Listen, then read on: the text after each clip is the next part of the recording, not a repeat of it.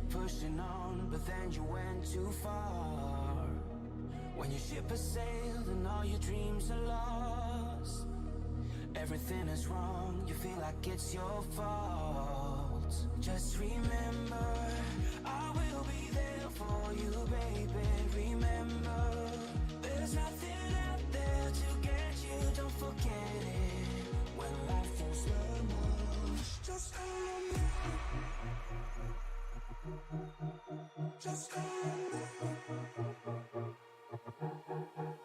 Just call me.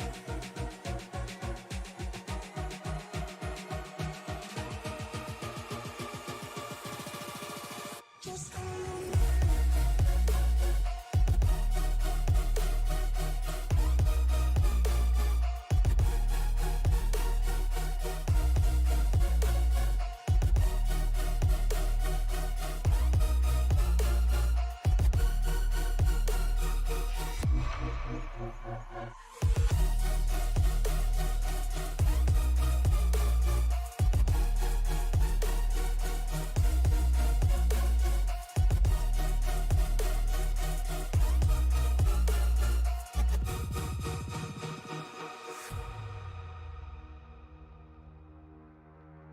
You're stronger now than you ever been.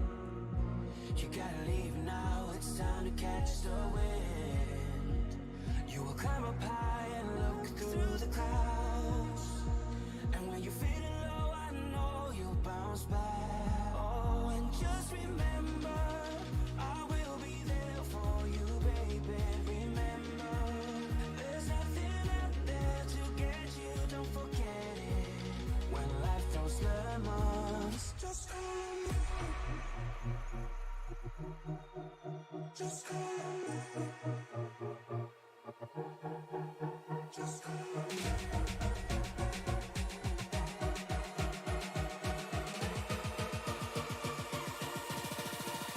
Just call me.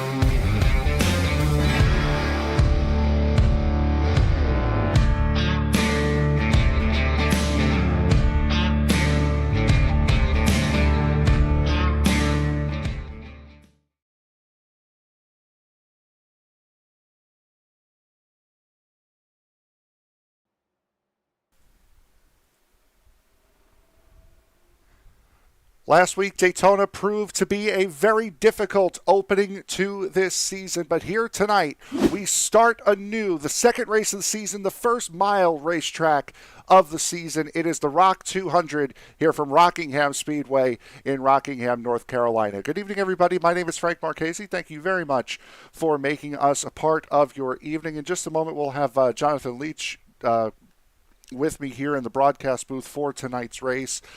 Again, as mentioned, it was a difficult race at Daytona last week. As mentioned, a lot of new drivers learning how to race amongst each other and doing it in a full 200-lap race with two fast repairs certainly did not help cases as we set records last week at Daytona. But here tonight, again, this is really where the season starts. For Angel Hernandez, however, he does not have to worry about anything. He is locked into the championship playoffs as it sits so far here today. We'll take a look at the point standings coming into tonight. Mark Morton, who won the second stage at Daytona, also led the most laps. He comes away with the points lead. Charles-Etienne Boucher led a lot of laps at Daytona. He was a front runner there as well. He is in second place in points, followed by the race winner, Angel Hernandez. And it'll be very interesting to see if Colleague Racing can continue that domination that they had at Daytona from last week. Remember, Mark Morton and Christian Delgado were right up there at the front, nose to tail, for a vast majority of this race. Also coming into tonight's race, making his season debut, will be Jackson Carr. And remember how Jackson Carr finished off season 6 by winning each of the last 3 races. So Jackson Carr in car number 13 will be looking to make his statement on the championship coming into tonight's race. We do have a number of penalties that we will keep you abreast on here as we get going. Daytona, again, it was, as mentioned, a very difficult race for some. As we'll take a look at the penalty report here. Franz Bretschneider will have a one-lap penalty here today for this race. Isaac Wilson, Nathan Christensen will have as well as Thomas Pierce. Looking through, Michael Hagstrom, Brian Treadwell, Christian Delgado, Cowie Gomez, Larry Fairman, and Kelly Akron, who will be in the 16 today, will all have drive-through penalties stemming from incidents they had back at Daytona last time out. Again, Franz Bretschneider will be held for one lap in the pits starting at the start of this race. So there is a lot that these guys are going to be focusing on. We also do have a couple of sub-drivers that will be here in this race. Brian Chu will be running. He will be in the number 71 covering for Chris Otto. Chris Otto had a very good run at Daytona last week. Kiloa Hoskins, who will be making his debut from Honolulu, Hawaii, there it is, will be in the number 51 for Rick Doss, who is expected to be out for multiple weeks. Drew Hummin will be subbing in the 99 for Eduardo Carapato. Justin Barkley will be in the number 4 for Alex Wegert, who is at work and unable to run in this race. Alan Bergen, our very own Alan Bergen, will be in the number 14 for Adrian Arenas, who's having computer issues, so he will be out. Joey Madigan, who I believe is also making his debut, yes he is, will be in the number 78 for Brian Treadwell, and Kelly Akron, who will be making their debut in the number 67 for Peter Terrio, who has now missed the first 2 races. Wade Gustafson will also be making his debut, and also Joshua Grosso. Do not expect Joshua Grosso, unfortunately, to make it too far into this race here tonight.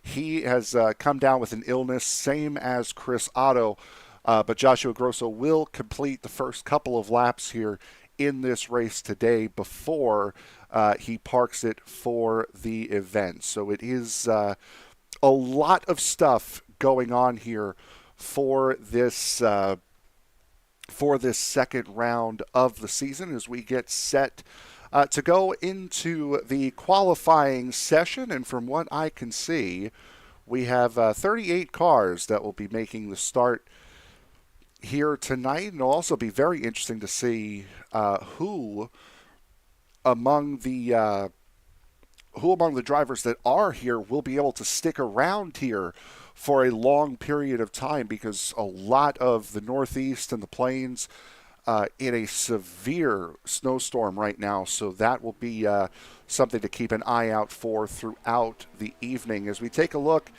at the Daytona 500 winner, Angel Hernandez, car number 45, will be one of the first cars out onto the racing surface.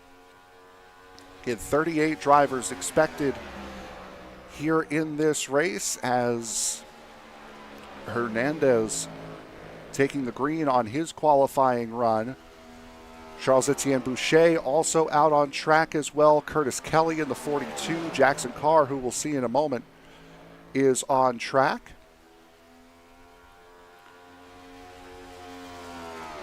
As the first time of this qualifying session put down by Angel Hernandez will be a 23:08, about a tenth slower than Joey Burgee in car number 77.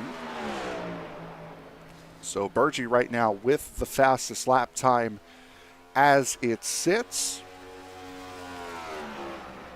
And Burgee will beat his best time at a 22:84, so a very good time for the number 77 as his qualifying run continues. Here's Jackson Carr. Again, Carr making his season debut after missing out at Daytona last week.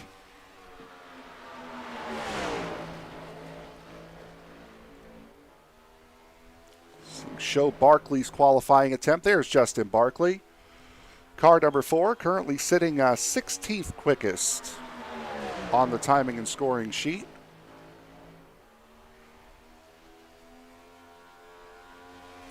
As Justin Barkley up into the 13th position here on his second lap. Brian Chu continues on his qualifying run. At WeatherTech number 71 Camaro.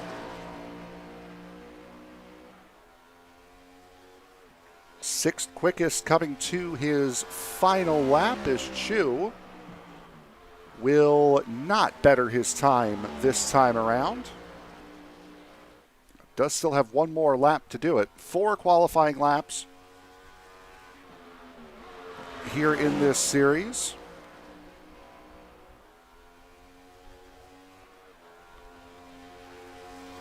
As Chu will look on his 4th and final lap. He'll be a little bit slower than his best. He did a 23:13 on his final lap. Dominik Sawicki, 3rd place at Daytona, has a big wiggle on coming out of turn 4. He'll jump Jared McCauley into 5th, as that's Christian Delgado sliding and just narrowly missing that inside wall. So Christian Delgado will be one of just 5 drivers to qualify with a time of less than 23 seconds. There they are. Those are numbers. Emmanuel Forget, car number 33, missed Daytona.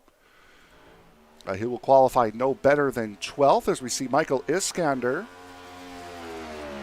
making his season debut after missing out last week at Daytona. From what we saw and heard in the chat, it appeared as though he had the wrong start time for the race. Iskander here on time today.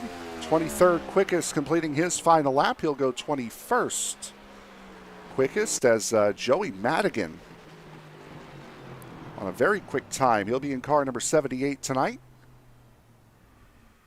Qualified up in the 8th position, and from what it looks like, everybody now has qualified that will qualify. So Joey Burgee with a time of 22.70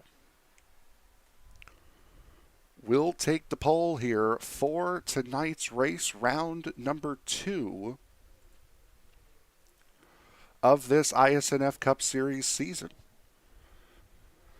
Again, with a track under a mile long, it will be manual cautions tonight. iRacing cautions are off. Also, no fast repairs here this evening as we get set to go here from Rockingham, North Carolina. Let's take a look at the starting grid here for tonight's race. Joey Burgee with a time of 22.703 will start on the pole. Joey Maines will start to the outside of him in row number 1. Angel Hernandez and Charles-Etienne Boucher will make up row number 2. Christian Delgado and Dominik Sawicki will sit in row number 3. Jared McCauley, Joey Madigan in row 4. Row 5 will see Curtis Kelly and Brian Chu. James Bowles and Chris Smith will sit in row number 6, with row 7 going to Emmanuel Forget and Justin Barkley. Kiloa Hankins and Steven Sear will make up row 8. Row 9 goes to Rosa Laszlo and Rhea Ferris. Andrew Miller and Michael Hagstrom in row 10. Mark Morton and Michael Iskander in row 11. Cowie Gomez and Larry Fairman, row 12. Row 13 will see Tristan Bailey and Jackson Carr. Jerry Parker and Isaac Wilson in row 14. I believe it'll be Nathan Christensen and Chris Van Maastricht in row number 15. Row 16 will see Robert Rowe and Franz Bretschneider.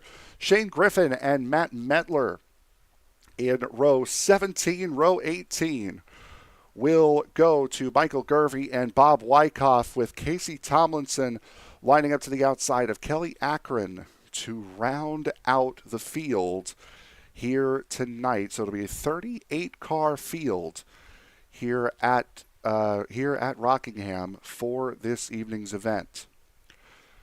Take a look at the weather conditions on this day. We are just about at 4 p.m. in sim time, so this race could be running into the night, which means these guys are going to have to get this race done and over with quickly. Otherwise, it will go dark rather quick here at Rockingham this evening. 65-degree ambient temperature, 68-degree track temperature, which means these cars are going to be making a lot of horsepower here tonight, with winds blowing at around 8 miles an hour towards the west as we get set to go racing here in Rockingham, not too far away from Charlotte, as we will now bring in Jonathan Leach, who will be our broadcast partner today. John, thank you very much for making the last-second trek down to Rockingham, and it's going to be a fun race here tonight, I'm sure. Yeah, I wouldn't expect anything less here, and as you mentioned a couple moments ago, I'm really excited for the fact that we might be driving in towards the night. I'm sure we're still going to have a little bit of light time, as I don't see lights around this racetrack. But I do think that'll be a lot of fun with the sun setting, and a couple of these drivers are going to have to deal with the sun in their eyes while they're racing. And believe it or not, that does affect you a little bit depending how well your sim setup is. I've had times where I've driven and had heard other drivers talk about driving into the sun, and it's a little bit harder to make your corner. So we're going to see how that affects things as this race goes forward. And a lot of drivers here, at least at the start of this race, that will be taking drive-through penalties from last week at Daytona as we see the cars rolling off.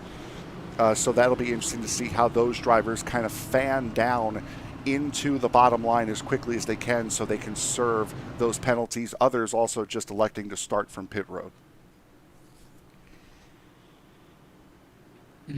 As we are getting set to go racing here from Rockingham, North Carolina. Now, these drivers have had some time to practice here. The Truck Series and the Cup Series, as a matter of fact, for officials are here at Rockingham. So practice time has been available for these drivers, 200 laps until we decide who will be joining Angel Hernandez in the playoffs. Pace car is coming off. Green flag getting set to come out. No restart zone here.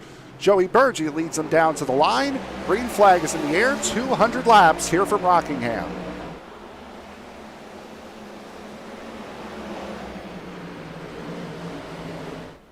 Fairly calm start. Didn't expect anything less from this group of guys. And something I'm already noticing about Rockingham is these straightaways don't feel very long at all. No, they do not, as Andrew Miller has already had a problem in the 43. He got loose coming out of turn 2, and now there goes the 34 hard. Jerry Parker into the end of the pit wall. And that should be, it could be, his race done as the caution now flies.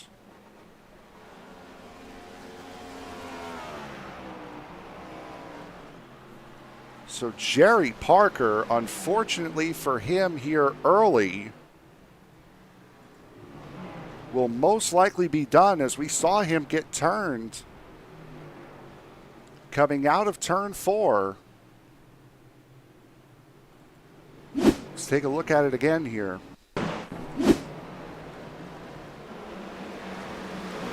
He's down low just trying to avoid the slow car, the 43. And then that was Jackson Carr. Oh, it's a torn up race car. Yeah, that was right into the end of the pit wall as well. Side into the pit wall. Not quite the right front corner, even though that is well and truly torn up on that Ford Mustang. So under caution here for the first time tonight here at Rockingham. Most drivers did get their penalties served. Other drivers are going to be waiting still, but John, already a very, very interesting first lap here. Unfortunately, I sort of missed what caused that incident to occur here, but I would have to say that, it's an interesting racetrack. You got a little bit of banking difference when you go into the corners as opposed to being on the front stretch or the back stretch. And if you're looking at this racetrack, it's not very well surfaced, so I imagine there's quite a few bumps, and if it's still sort of cold, I imagine the grip level is awfully low. This is what happened with Andrew Miller here to start. What had happened, and it just looked like he got loose on his own, and back end hit hard on that concrete wall down the back straightaway here. And then again, the incident with Jerry Parker just after that into the end of the pit wall.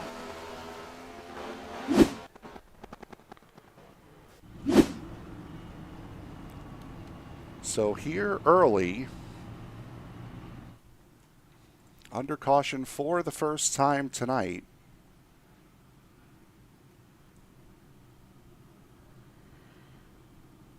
as again, those no fast repairs are certainly going to be a factor. And as I just mentioned, John, the fact that there is no safer barrier on that backstretch wall, or on the front stretch wall for that matter, that's also going to play havoc if you get up out of turn 2 a little bit too wide, right into concrete. It's not going to be the safer barrier now. Well, that's all just going to lead to more torn up race cars, is the thing that I would mention with this. So one thing, that I'm sort of interested in seeing as this race goes on is, and I just want to go back to the looseness or tightness of the racetrack, only because when I think of Rockingham, I think of a really loose race car, one where you're kind of fighting the rear tires. And I could be completely wrong, because that experience is from a 6th gen as opposed to this next-gen car. So I know that could be quite a bit different, but I want to see how that plays out as this race goes on. So now, as we're getting ready to restart, I'm expecting to see a little bit calmer of a race. But while I'm here, I just want to take a moment to mention that the iSNF series is a very exceptional league. These guys know what they're doing. They've been around a while, and they'll clean it up pretty quick. So I'm going to call that an anomaly, and let's get back to going to racing. Yeah, absolutely. As We get set to go here from Rockingham. Pace car is off once again, and we are rolling once again. Joey Burgee getting another very good jump, leaving Angel Hernandez on that outside, trying to battle with Joey Maines in car number 9. You know, I'm seeing the number 9. I just thought that he felt like trying to drive it right underneath the 45 of Hernandez. I thought better of it, and it ends up getting loose, opens the door for the 22 of Sawicki, and more trouble. The 15 pile drives the 71, and almost more contact behind them. 71 of Brian Chu in the back. We're staying green for the moment, at least. And it seems like everybody got turned back around, going in the right direction. And if you're in the race control here, you don't want to go cautions back to back if you definitely don't have to. And that was more towards the rear of the field. Yeah, and that was one of the things that they wanted to really nail down, as you see Joey Maines here battling in that 3rd position. Joey Maines moving over from Legacy last season, now running that number 9 full time. Making his 100th start here in the iSNF Cup Series today. Wow. Now, is that 100 starts across the series, or 100 starts? I believe that's the Cup Series. Cup Series alone. That's see one incredible. of the newer drivers in the series, Dominik Sawicki, making just his 8th start here in the Cup Series. Finished 3rd at Daytona, and you can already see he has a handful of race car right now. Does that number 22.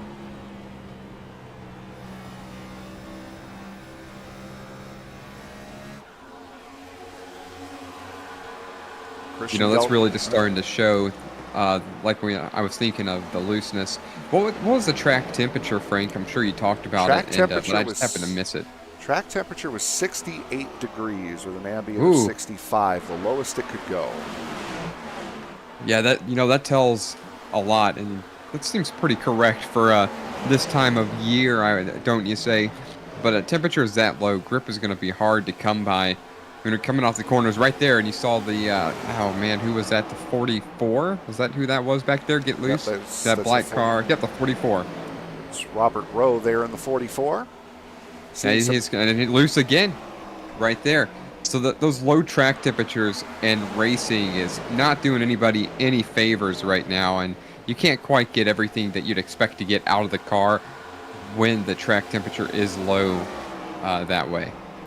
Is just able to stay in front of Rosa Laszlo in that number 6 for the 2nd time this season. Did not see the finish back at Daytona. It's just beyond the top 15 here right now. The 21 of Chris Smith, who you're seeing on screen right now, with a lot of right front damage, as a matter of fact, on that new 2024 Ford Mustang. Running in the 15th position, a little bit further ahead. It's a battle side by side and almost sideways between Emmanuel Forget in the number 33 and Jackson Carr in the number 13. You know, and something else I am starting to notice with this battle right here is, if you watch these cars closely, you can see the bumps that they're hitting on track, like right there getting into the corner. I noticed multiple lifting and droppage of the vehicle as it's coming into the corner. And I don't think you can really see right there. We might just be going too fast, but you can see the shakiness of the front bumper cam right here. And these guys are going to feel that. You know, that's something that iRacing has done a really good job at incorporating, is bumps on the racing surface. And you're going to feel that in the steering wheel. Now, what hurts you is if you don't feel that in your seat, it's a lot harder to compensate for it. And you're reacting much more slowly than you could if you felt that right away, as the 44 comes down to the inside on lap 18. Robert Rowe has had a couple of moments here in the early stages in this Stillman College number 44, so he has brought it down pit side, as he will be stopping right at the victory circle. There is Mark Morton, points leader. working his way up from deep in the field. He gets past Emmanuel Forget in the number 33. And now Mark Morton following his Colleague Racing teammate up into 13th position. Jackson Carr, by the way, not the biggest mover in the race. He gets past James Bowles, who was in the wall. Jackson Carr plus 15. He is not the biggest mover of this race. That belongs to this man, Michael Gervey, up 19 spots from where he started in car number 20. Was in the 23 last year. Didn't get to see him too much at Daytona last week, but here he is making some noise early here at Rockingham.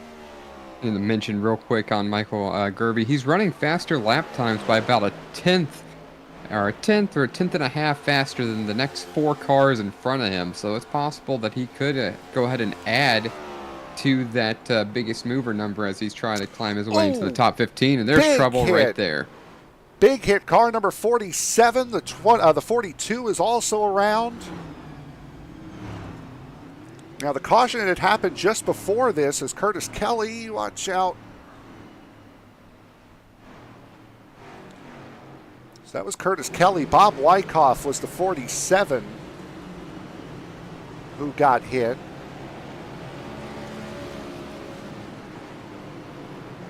So we'll take a look and see why the caution came out here. We'll follow Bob Wyckoff for the moment. There we go. Oh, yeah, he was in the he's wall just hard. all out of whack right there. And the 77 had to avoid, ended up in the wall. Ooh. Ice, you're going to need some icy hot after that one. Yeah, absolutely. And you could hear that motor blow up also from that impact.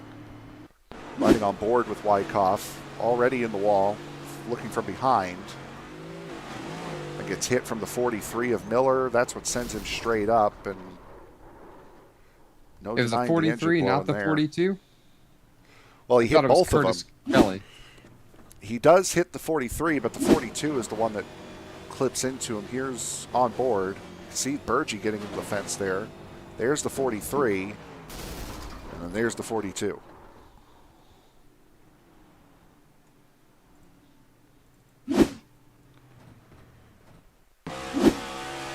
It's on board of Kelly here.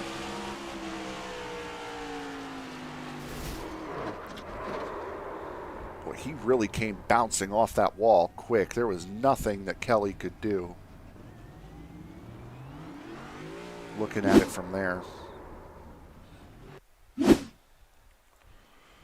Now, and now what we need to see is how's that going to affect the 77 getting into the wall, as it looks like he came down pit road. And, you know, that could be a game changer for his race. Joey Burgee he's back in the 20th position now. Joey Burgee had led every single lap thus far in this race.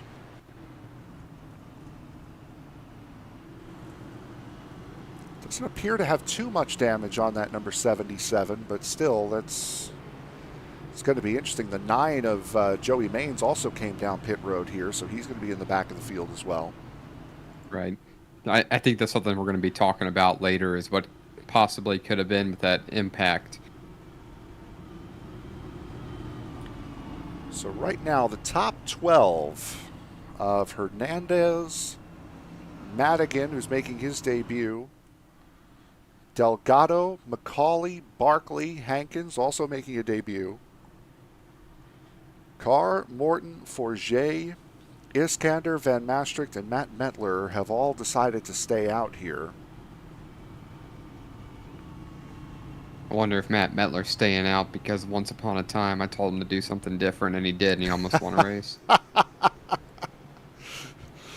Old strategies certainly die hard at times.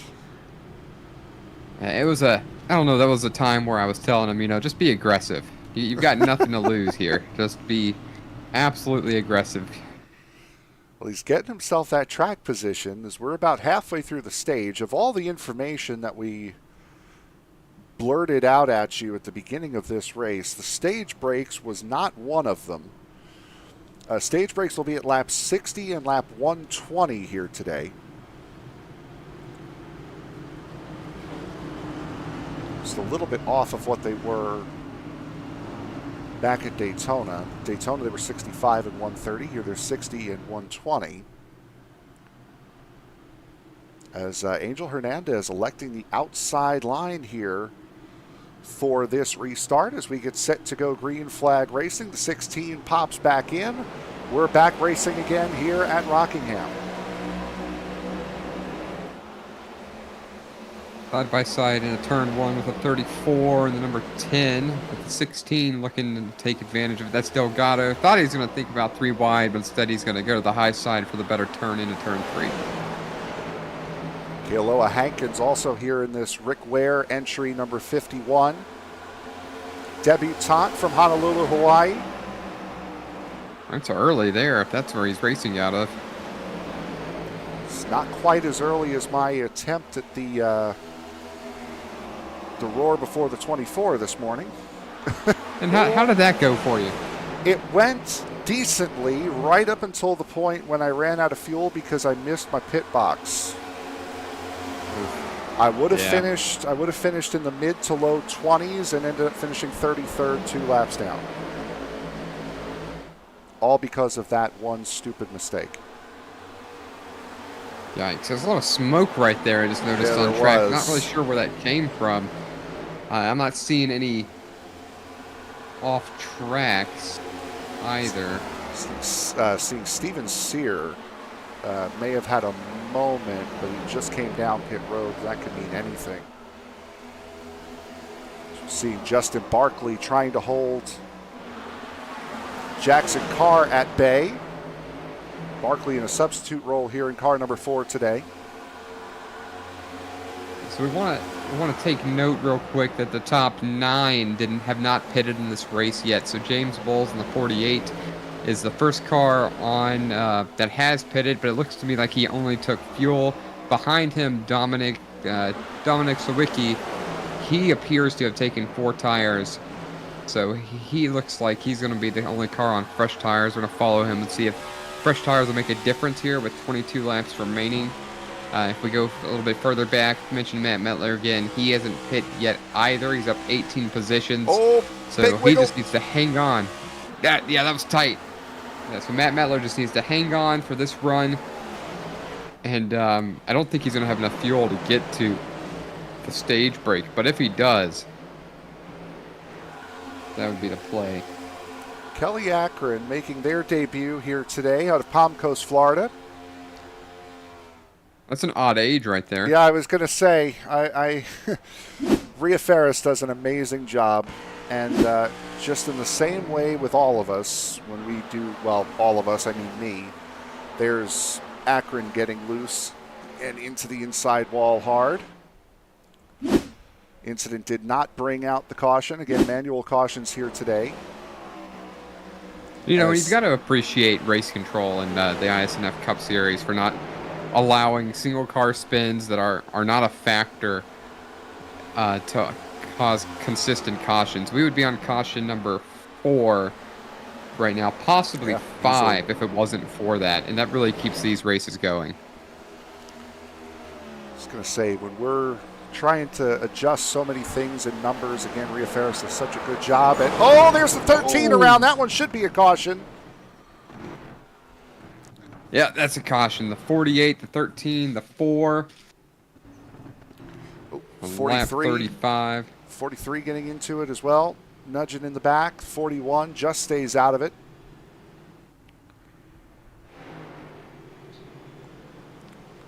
We're just about to look and see what was going on with Mark Morton.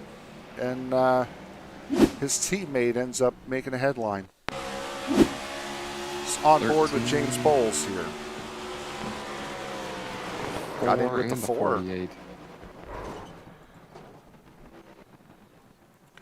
Camera's going to be a little bit jumpy, but on replays only and during incidents. So it's clearly been a lot better than it was at Daytona. I can tell you that, as there's the 4 and the 22 and collected, and the 33. It's Emmanuel Forget and Dominik Sawicki.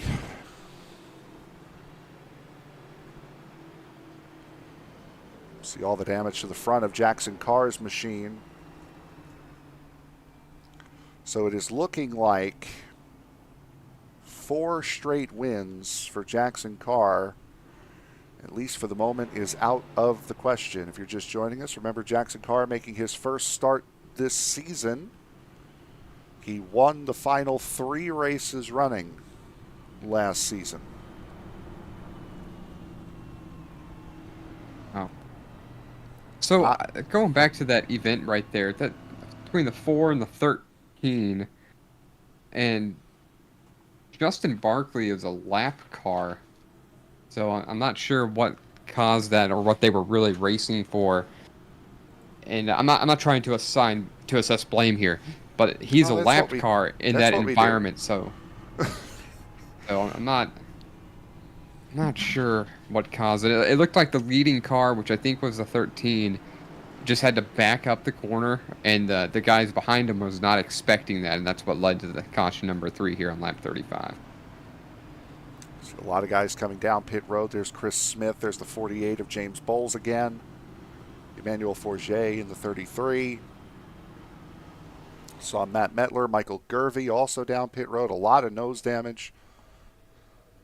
On the 7 of Casey Tomlinson that we could see behind the 20. A lot of damaged race cars out here. I don't think that number 7's going to have a good race anymore. No, unfortunately not. And again, this is all no fast repairs. We had 2 last week at Daytona. Those have been taken away. We do have 3 retirements that we can see at the moment, possibly 4. Maybe 5. Charles-Etienne Boucher only made it 2 laps. Tristen Bailey, made it 8. Brian Chu made it 9. Robert Rowe made it 17. And Justin Barkley, it appears as though he has pulled it off after 33, so he looks like he is done as well. So already 5 retirements, and we have 22 laps to go when we go green before the end of the first stage.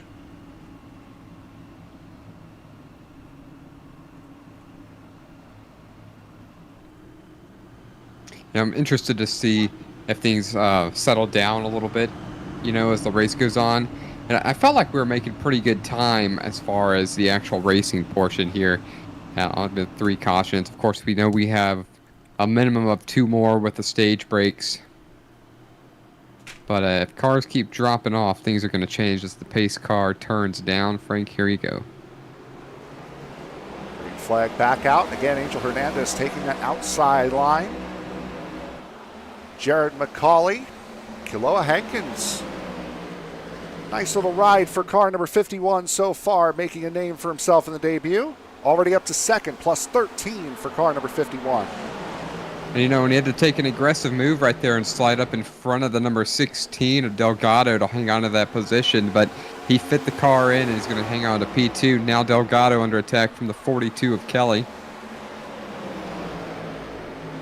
Curtis Kelly down there on the bottom, the 31 of Mark Morton working his way forward. Biggest mover of the race. I want to mention Curtis. Oh, go ahead, Frank. Say biggest mover of the race, plus 22 spots for Chris Van Maastricht. And as you mentioned, getting damage earlier on, part of an earlier incident involving lap cars. Joey Burgee back up to 7th at car number 77. Yeah, so 77 moving forward. Back on lap 22, Curtis Kelly was involved in that caution with Bob Wyckoff, who's driving the 47, and he's up there in 4th. So some of these guys actually hanging on to their race car, not too much damage, and still getting the speed out of it. Back up front being Berge and Kelly, and Berge's trying to put everybody else on notice as he's driving back through the field. And Joey Burgee on his pit stop on lap 22 did not take tires. He came in, took 6 seconds worth of fuel, and he is right back running through this field. He is putting on a dominant show here to go from 18th now up to 5th, leaning on Christian Delgado to say the very least through 1 and 2. still leaning on him back and forth. You know, I don't think Delgado was turning into him there at all, but the 77 using the whole racetrack, and you could tell right there his tires are gone as tight as that machine was. He had to get on the brakes. Looked like a little trail braking right there to not just absolutely door that Dynagro number 16 machine. Burgee in the 77 in the wall earlier, so perhaps losing a little bit of downforce, or maybe he's just driven the wheels off that machine. Two Kaulig Racing teammates as well. Remember, that was one of the things that we had spoken about. Will Kaulig be able to put on the show here that they put on at Daytona? I would say so. 5th and 6th for Christian Delgado and Mark Morton right now. As Morton now will finally clear Joey Burgee. Chris Van Maastricht taking some avoiding action, as now we see just outside the top 10. That is Jackson Carr getting past Michael Iskander. Meanwhile, I believe there was a little bit of smoke up there. Cowie Gomez battling with Joey Madigan.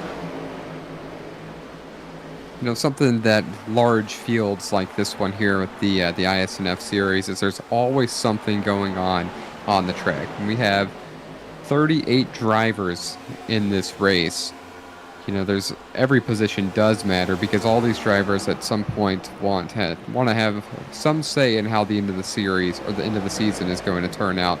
So there's always something to look at. And boy, that is a gorgeous 15 Ford right there. It just had one heck of a moment. Mustang's doing Mustang things. I can say that because I drive one. And he's losing a position to the 34, and that number 41 Haas machine looking to do the same thing. Well, pointing out Michael Hagstrom there in the number 15 as he gets hit up the racetrack by the number 41 of Cowie Gomez. The 15 is a lap down, getting awful tight here, boys.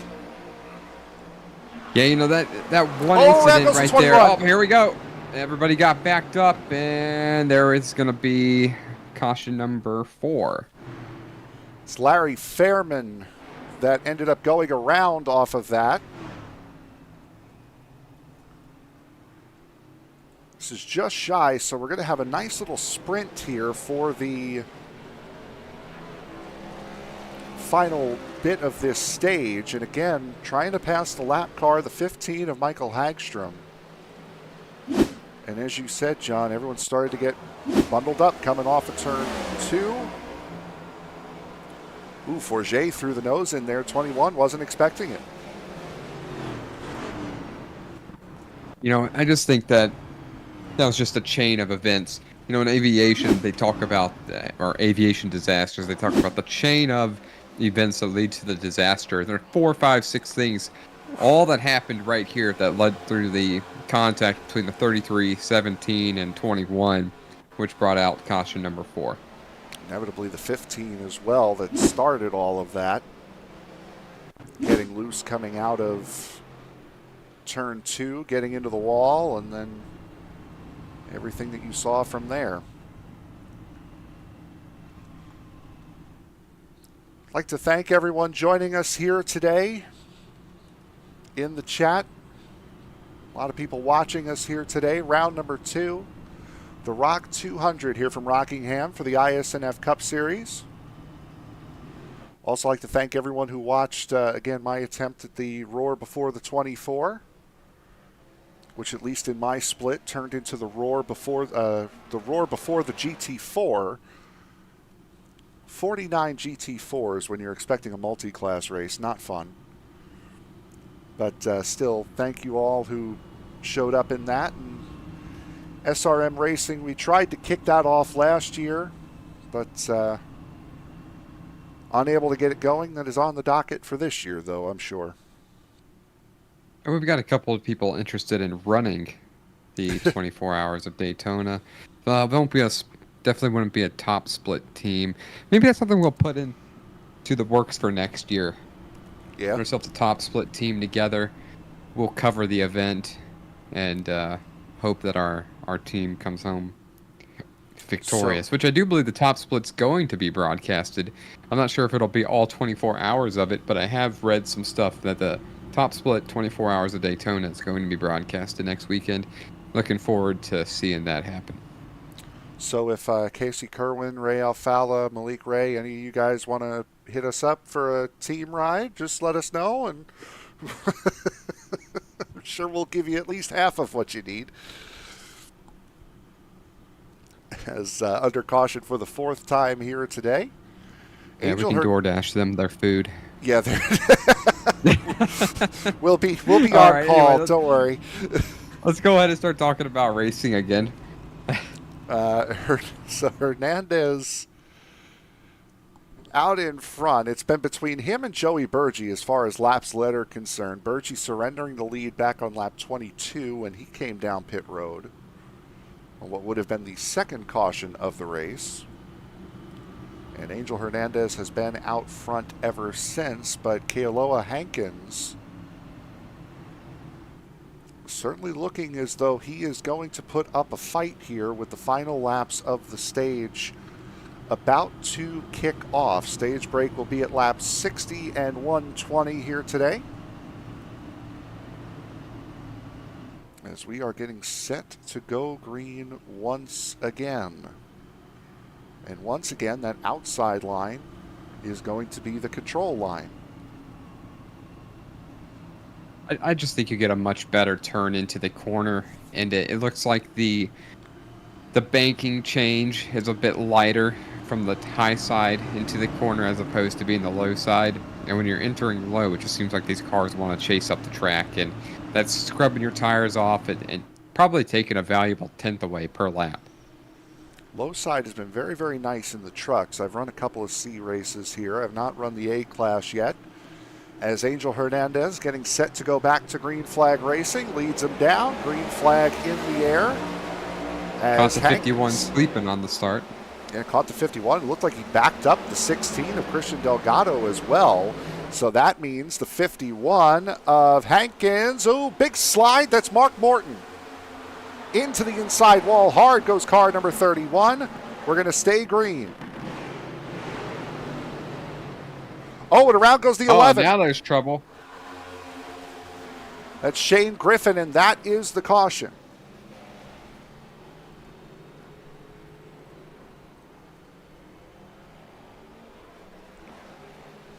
Shane Griffin and Nathan Christensen appeared to get into it there going into turn 3.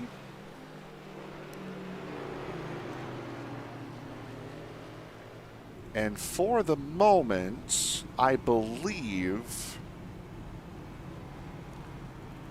that will be the end of the stage. Take a look here and see what happened. As, oh no, that was contact with Rhea Ferris in the 12. That pushed Shane Griffin in the 11 around. Let's take a look and see. Yep, Angel Hernandez comes down pit road. So by all assumptions, that would mean stage 1 has come to a close. Angel Hernandez took the black and white checkered flag to end Daytona. He will take the green and white checkered flag to start Rockingham, making him the 3rd unique stage winner of the season. We'll take a quick break. We'll be right back. You are watching the Rock 200 for the iSNF Cup Series right here from Rockingham Speedway.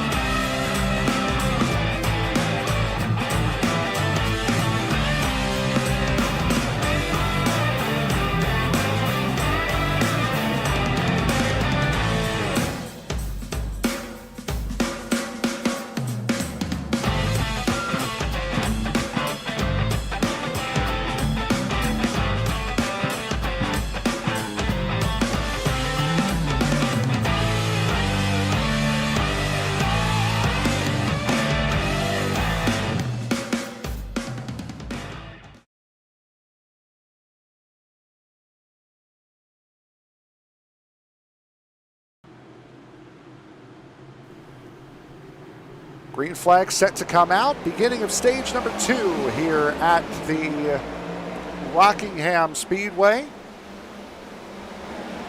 Joey Madigan leading the way as Curtis Kelly and Emmanuel Forget battle for second. Big loose moment for Chris Smith. Keeps it on track. And set ourselves back up for 61 more laps, or maybe less, depending on how the next caution flies for the next stage. Things are rather dicey right now at the start of this stage. You'd think that they might have settled down just a bit. Still a long way to go with the 140 laps in this one.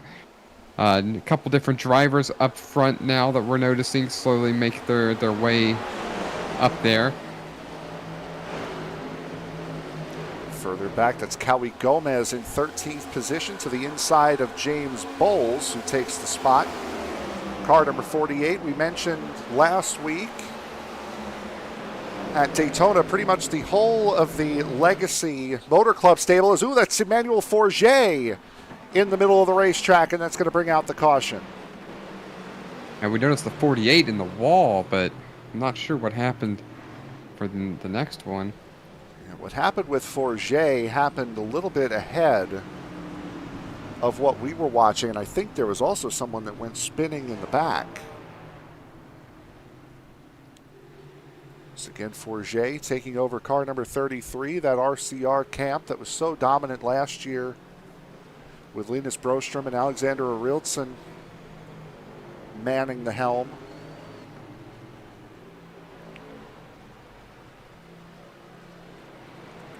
Both of those drivers moving on. Ariltsen will run a part-time schedule this year. Won the first stage of the season back at Daytona. As this is Forget just clipping the inside of the 10. And then, that was the 20 in the back there with the 15 of Hagstrom. That ended up slipping and sliding.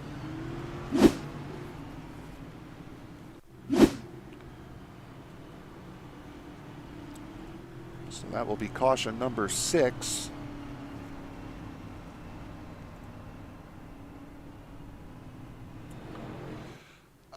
Seeing in the chat here, why does your broadcast flicker? I must have my graphic settings up a little bit too high. It's if you remember what it's doing now, it was doing back when we were broadcasting the Svenska League. It's just trying to render too many things at too high a quality. I will, I guess, have to dump it down a little bit for next week, but it had been fine except for the super speedways last season and for Daytona last week.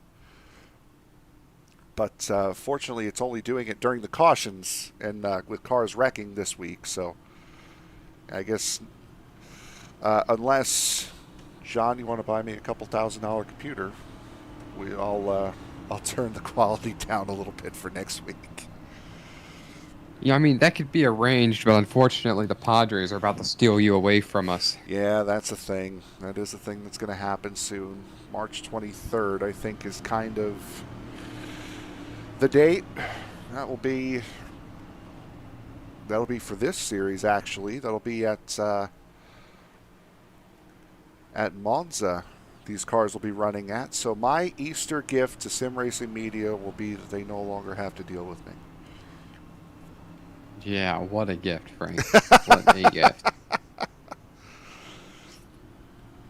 Oh, well. I'm sorry. We like having you in the winter.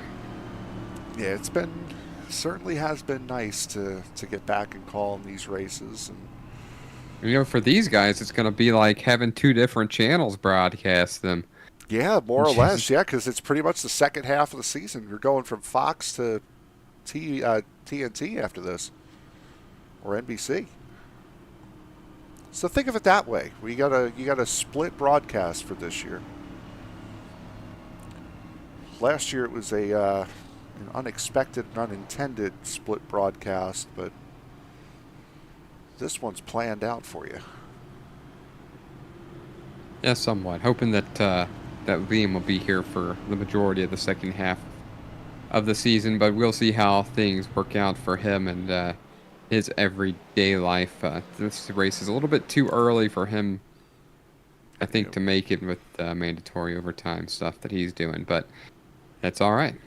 we'll take care of it as we always do. Work schedule, especially now, we're going to be getting a lot busier coming up. SCL is going to be starting next month.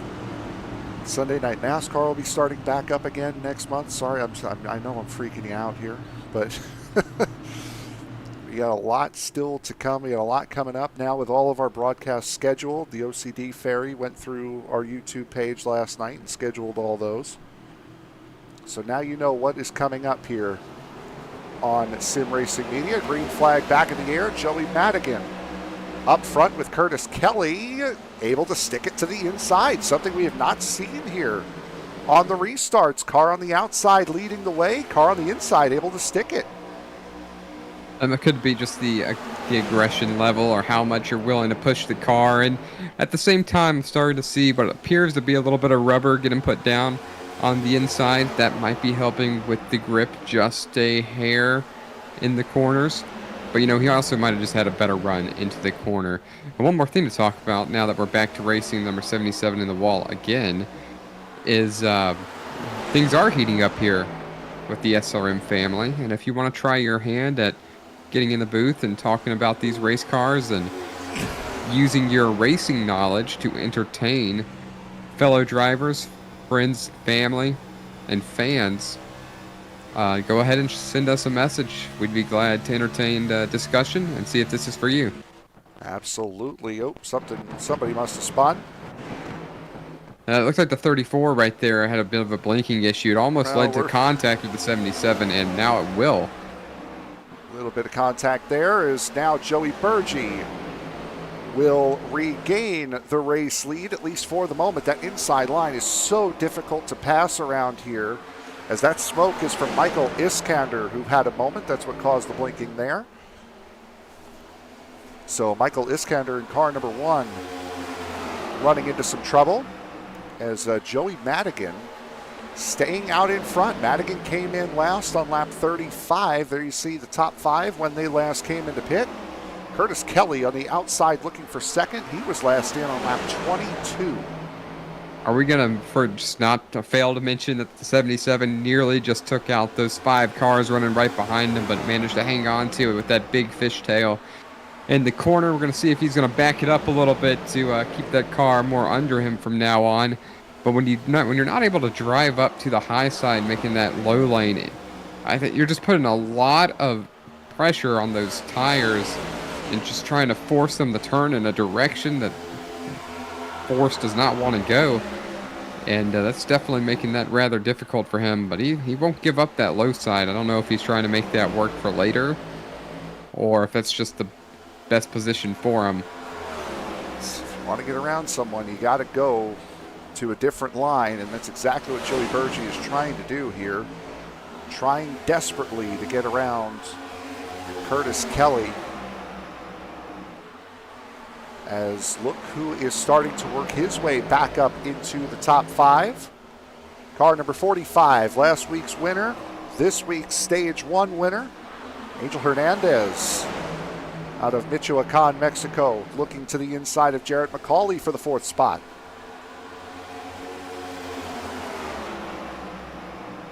Yeah, another driver. I think this is going to end up coming down to Burgee and Hernandez on this race. These two guys are just showing it's just a touch more speed than everybody else. Curtis Kelly might be in the mix, but he seems to be about a 3rd place car so far. Don't want to offend anybody by saying that, but that's just what I'm seeing. I think Hernandez and Burgee are class of the field tonight, and Kelly's probably a 3rd, 4th place car. Another thing I'm noticing here, out of the top 15 cars, and this will make you happy, 10 of the top 15 cars are Fords. Only 3 Chevys and 2 Toyotas. This is a Ford-dominant race here so far, as Cali Gomez is going to enter pit road. There he is, car number 41, or possibly there he is. There he is, car number 41.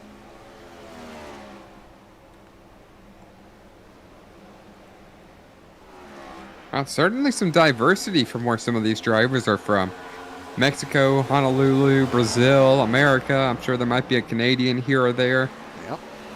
Your 5th place runner right now 10 different countries represented in these races, with 30 plus Americans in this session. There was somebody slow down there coming out at going into turn 3. 6 Canadians, 2 Swedes. Rosa Laszlo in P10 from Hungary. Dominik Sawicki, unfortunately, no longer participating in this race from Poland. Angel Hernandez from Mexico. Ria Ferris, Norway. Spain, Arenas, the normal driver of the 14. Calvi Gomez from Brazil. And then one Swiss driver in here as well. And that Swiss driver, unfortunately, is not here this evening. You know, I wonder if the iSNF series offers a sponsor exemption to run an extra car every once in a while. I'm not sure. Watching this race just makes me excited. We could say I'm from Italy if you want to do that. Yes, we see. Nice little battle here. Kaloa Hankins, Curtis Kelly, Joey Maines, Christian Delgado, Chris Smith holding on to the back of this as well. Rosa Laszlo there too in the 6. And Castrol Edge, Ford Mustang. Big slide up there from Joey Maines. Joey Maines trying to pass his old car. He's getting ready to say before that Legacy Motor Club team from last season pretty much all migrated to the Hendrick stable after Daniel Solo, Daniel Holmer, Marcus Hagstrom all left the series at the end of last year.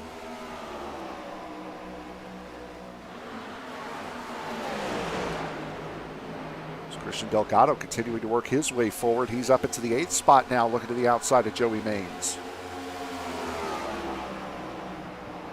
I mentioned that 42 just kissed the wall. Curtis Kelly falling back a little bit, but he is on older tires than everybody in front and everybody behind him.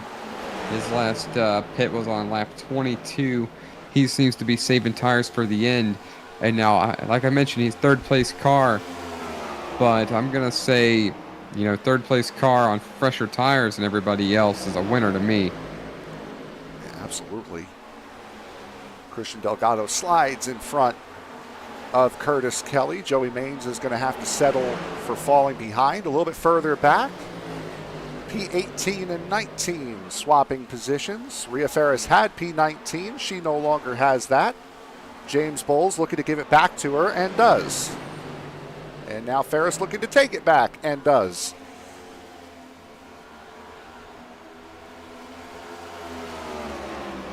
Some loose handling race cars. Ooh, watch out. Ooh.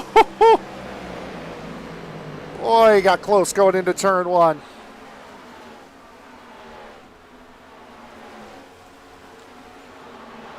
Next car for position between the 12 and the 48 is the car behind the 2 that are currently behind the 48. That's Shane Griffin in the 11.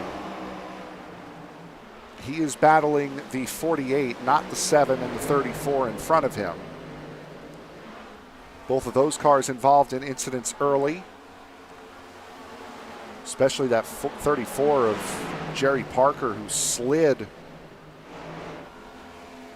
passenger side first into those water barrels at the end of the pit wall at the end of the opening lap. Back forward, Emmanuel Forget, car number 33, battling with Michael Hagstrom, car number 15. That is for position between these two. It's nice to see that 15's bumper get pulled out just a little bit earlier. It was pushed way in. Cars must be driving quite a bit better now that that front bumper is in better shape. Just a little bit of damage on the right front, but it does not appear to be affecting old Michael Hagstrom. And speaking of having an effect and handling better, I'm sure Curtis Kelly is going to feel like he has a brand new car under him, because here he is down pit road. You know, this being off cycle here could bode well for him. by the end of this race because he's going to pick up some time on other drivers that are going to have to pit.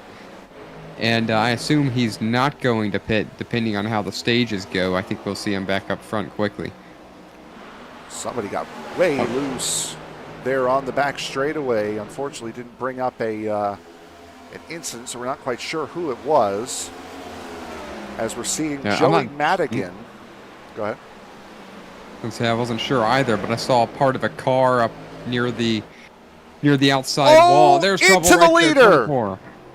Wow. Isaac Wilson gets loose in front of Joey Madigan. Caution is out. Madigan from the race lead had nowhere to go. And there is caution number 7.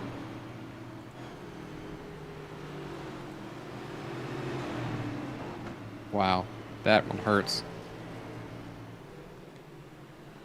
Isaac Wilson 2 laps down, trying to avoid going a third, got loose coming out of turn 2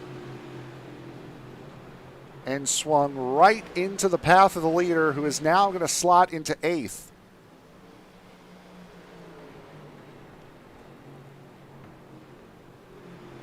Let's see it again.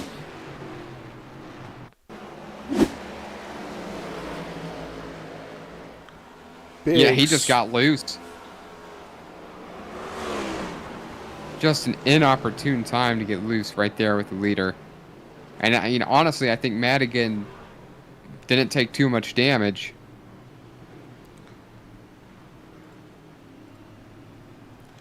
I know a YouTube video that he will most likely end up on. One of those damn lap cars compilations, as we're riding on board here with Isaac Wilson. And that beautiful chrome illusion car has not had any form of luck in this race today.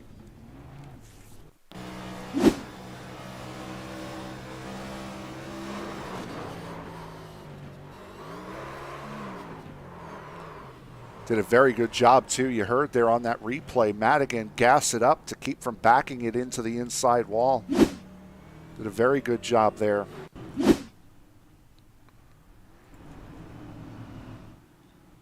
So now, field resets with Angel Hernandez in the race lead. Highlighting Curtis Kelly here because he had just made a pit stop and got caught a lap down. So one of the faster cars here now not eligible for the free pass because he's behind the leader. So Curtis Kelly is going to have to drop all the way to the rear of the field.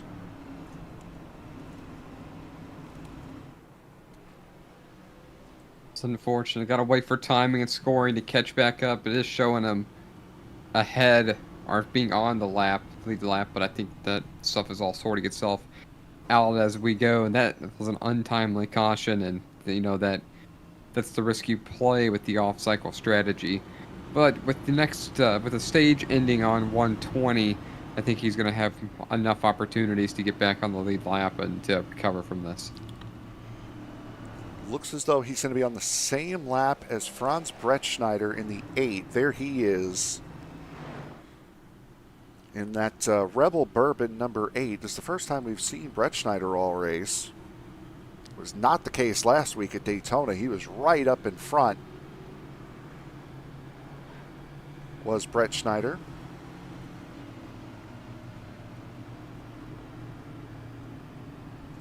So those two, and I believe Andrew Miller here in the 43, are all going to be on the same lap.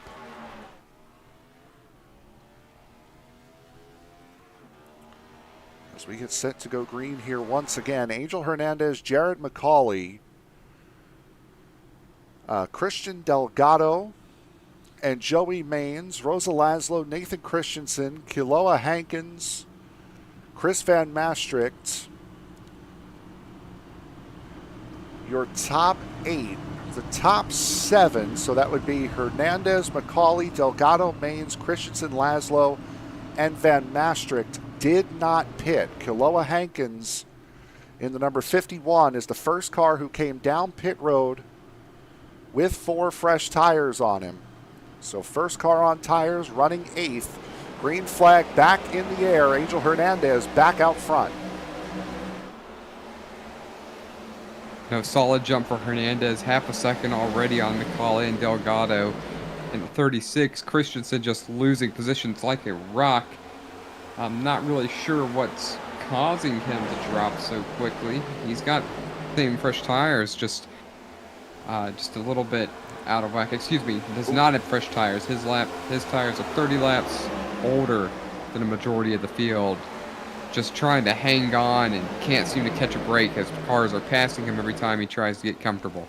I think Christensen was trying to get the track position as contact between the 42 and the 78 of Madigan. Curtis Kelly able to keep it out of the inside wall and keep it straight, so we'll stay green there. Kelly, by the way, 2 laps down after coming into pit under green. As back up front, Angel Hernandez with about a 0.6 of a second lead. Jarrett McCauley, Christian Delgado running second and third.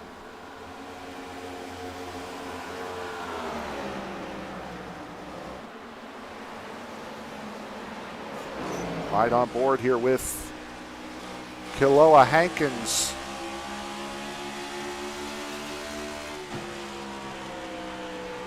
So that 9 of Joey Maines off to the outside. Still not quite clear. Take a look at that coming into turn 1 right there. The sun is starting to play a little bit of a factor and getting into the eyes of some of these drivers. And I tell you what, on my screen, it's awfully bright. Yep, that's looking back as we have crossed over the halfway point. 100 down, 100 to go. So we are just past 4:45 in sim time. And the reason I bring that up, John, you want to guess what time sunset is for Rockingham, North Carolina today? At about 5:30. You cheated. It's 5:29. Oh, well, it's dark outside my house right now. Cheated by looking outside. If the sun's gonna set at 5:30, you get about 30 minutes before it's actually dark. This might get interesting. Yeah, it absolutely could. We have had races run long into the night. I remember an old race that we used to do, the old E-Formula Series, ran a race at Imola. And that race had to be called about 15 laps short of the finish because the time was set too late and it got dark.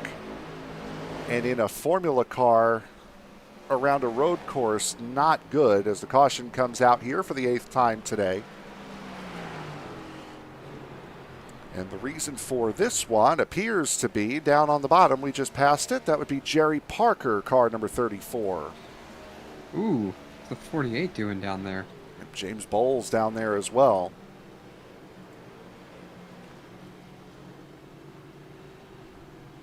This track has not been an ally of the 48 here today. And before you ask, John, no, he did not do it right.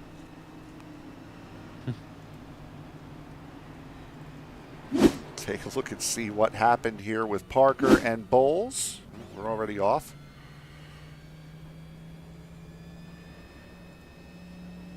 Oh, that's... Ooh. Yeah, that's some extracurriculars there. Following some of the rules that I used to know with iSNF, but I think there's going to be a conversation on that one. I don't think so. This is going to be from a little bit earlier, so we're going to watch how this plays out. There's the 48, just in front of the 20 and the 31. There he goes to the inside. Then, it looked like somebody spun in front of them. Might be a lap or two ahead here. So we'll just will carry this out. There's the 48. Does look a little bit slower than the 34. Quite a bit slower, actually. 34 to the inside.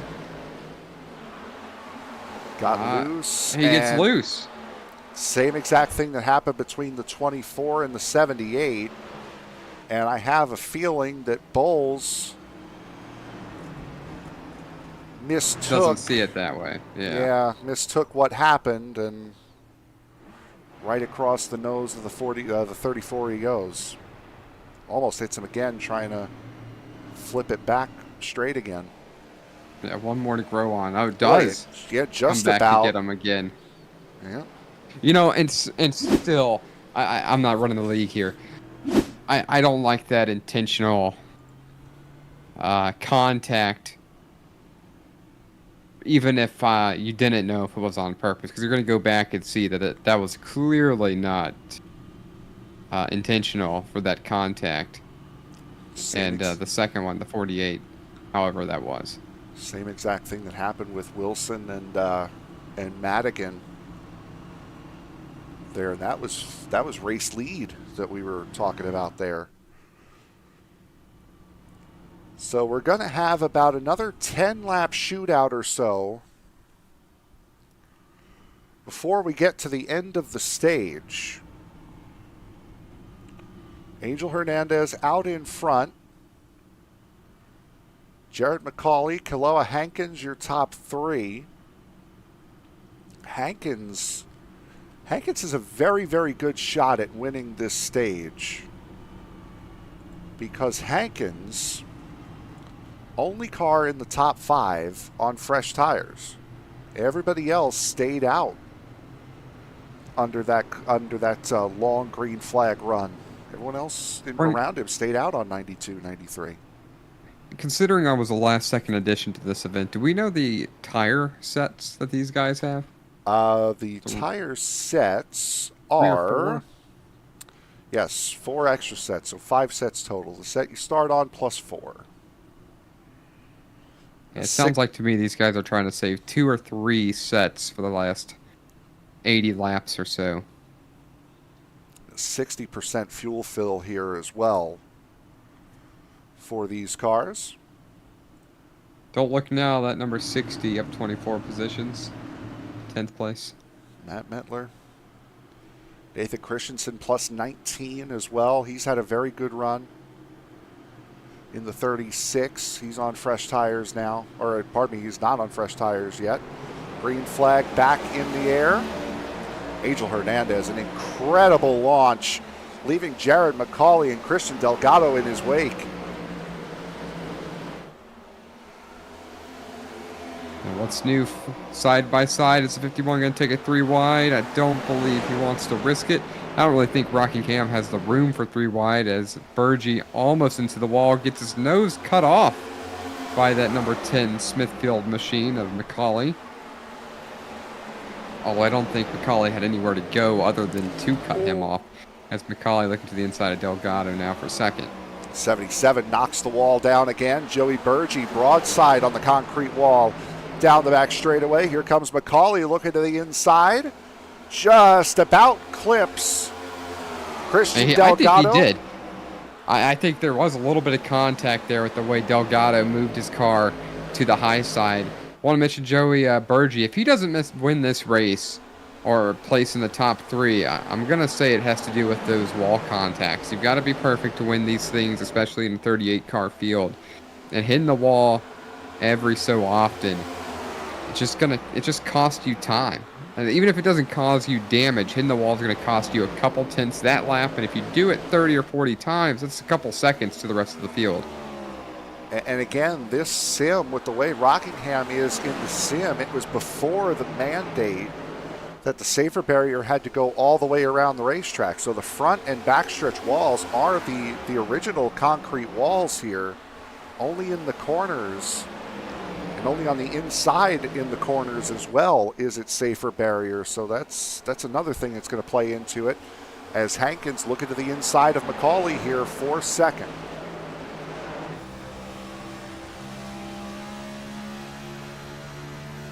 Boy, that's a bright sun as he goes down to the inside.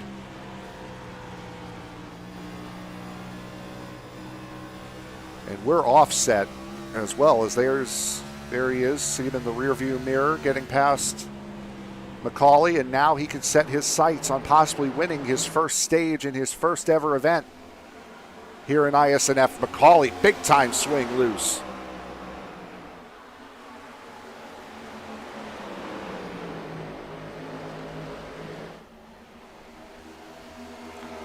Tire. There's no lapse of aggression at all, or no lack of aggression. Things just never really settle down. It's just always been go for it, go for it, go for it as we're battling for the lead. Well, Hankins has 5 laps to try to get past that 45, and he's got about a 40-lap tire advantage. It's probably how he's making that inside move look so simple. Kiloa Hankins down on the bottom, moving up to the middle. Can he outlast the run of Angel Hernandez on the high side? Not this time. Hernandez leads the lap.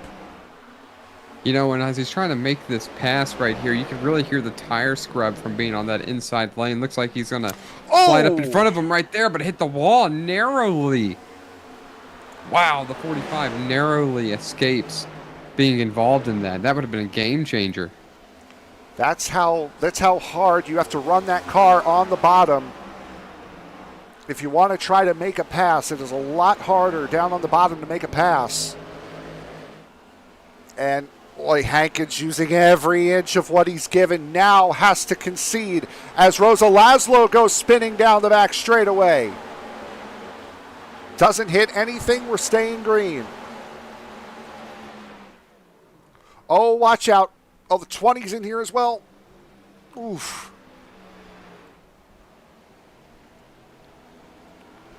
Here come the leaders. He's going to be right in the way of these leaders. Big dive down to the inside for Kiloa Hankins. Angel Hernandez trying to win both stages. Hankins down on the bottom. I believe that's the stage waiting for the top 10 to go through. Yes, it is. Angel Hernandez wins stage number 1, wins stage number 2, but boy, did he have a fight on his hands to take that second green and white checkered flag. Yeah, Hankins wasn't going to let him keep that easily, but, you know, Hankins was trying awfully hard, and I think he was really scrubbing those tires away, trying to make that inside lane work. And Hernandez just held strong on the outside, which I thought was a little bit risky, but he held his ground and really made sure that he got this stage victory. So he's led, like you said, stage 1, stage 2, and at the halfway mark for this race. Angel Hernandez, the 35-lap-old tire strategy works out for car number 45. Really quick before we go to break, let's take a look and see what happened. This with Rosa Laszlo. He was in a top 5 spot. Battling, boy, 3 wide. Oh, wow, a lot of net code between him and Joey Burgee. And just a slight little kiss on the back bumper on the inside wall. And that will do it for that. Stage 2 in the books. Angel Hernandez has both. Can he get the clean sweep here at Rockingham?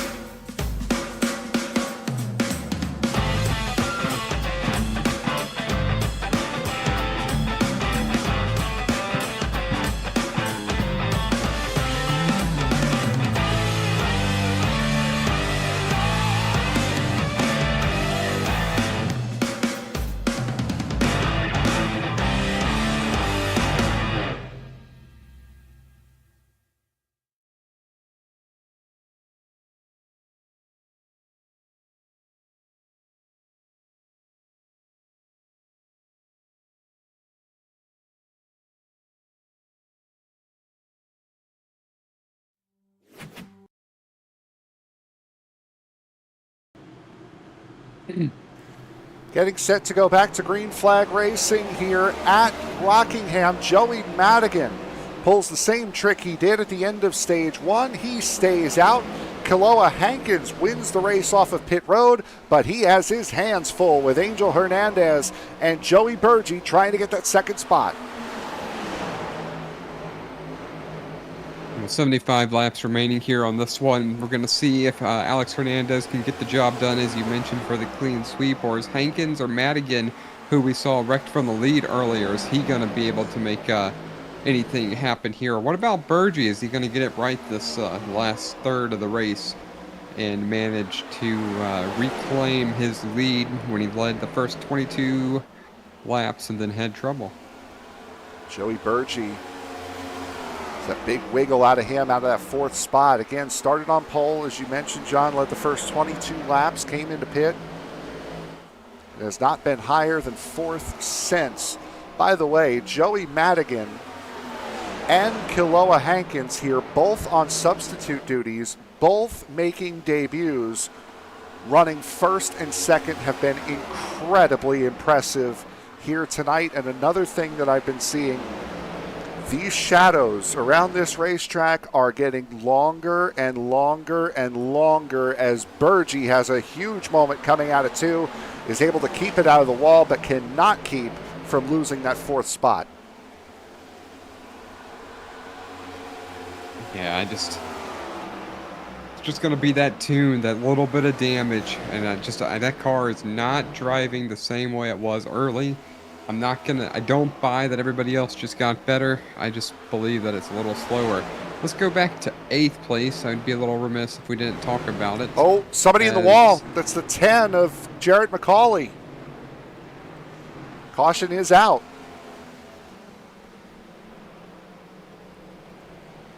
Caution number 10.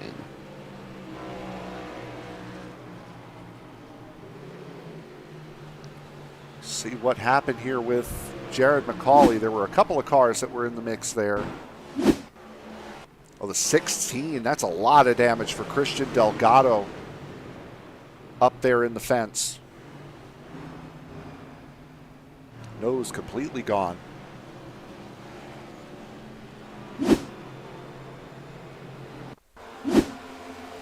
Oh, there's the contact. Burgee turned him.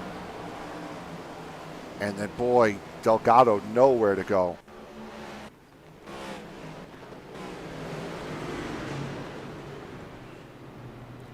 Got into the back bumper ever so slightly. And off they went. Mark Morton leading a group of cars down pit road here. Top 10 all stay out. I mean, there's no reason to go down pit road again so soon. I assume that they're all going to try to, like, as I mentioned earlier, save a single set for maybe a late race caution around lap 190, maybe even lap 192. Past that, I think your bet is made. But what we've seen a lot in the sim racing world is 10 to 12 laps is not insurmountable to go from 20th to 1st if you have significantly fresher tires. The one thing that has not seemed to work in the iRacing world, as you see it on the real racing surface, is somebody with 20 lap older tires just drops like a rock in iRacing, and on the real racing surface that's just not the same case. They're able to hold position a lot better than you can in the virtual world. Top 10 stay out. You just saw Curtis Kelly get a lap back. He is now back on the lead lap in the 42 after having to pit off sequence from everybody else, and then a caution coming out right after he did come down pit road during stage 2. And we showed you there just before, well, just as that incident was happening, see the time, 5:07 p.m. in sim time on this day. We need to complete another 68 laps within the next, 20 minutes or so. Otherwise, it's going to start to get dark here. And I don't know if you've noticed or not, but no lights around Rockingham. You can already see that it is starting to get darker. There'll be a little twilight time, I assume, at the sunset. I also wonder what time iRacing has the sunset to occur. Is it dynamic, where it should occur at that roughly at that time that it I would is have to in assume. Rockingham? I would have to I would assume. because, again, it's on this day. It is set as January 13th in Sim, so. And you know, look at that glow we saw a second ago. That certainly looks like the glow of a setting sun on the horizon. And also that point in the race where the sun really blinding you going into turn one, that's pretty well gone. And you can see the shadows down the back straightaway have pretty much already reached the yellow line down the back in the front, in the beginning half of the backstretch.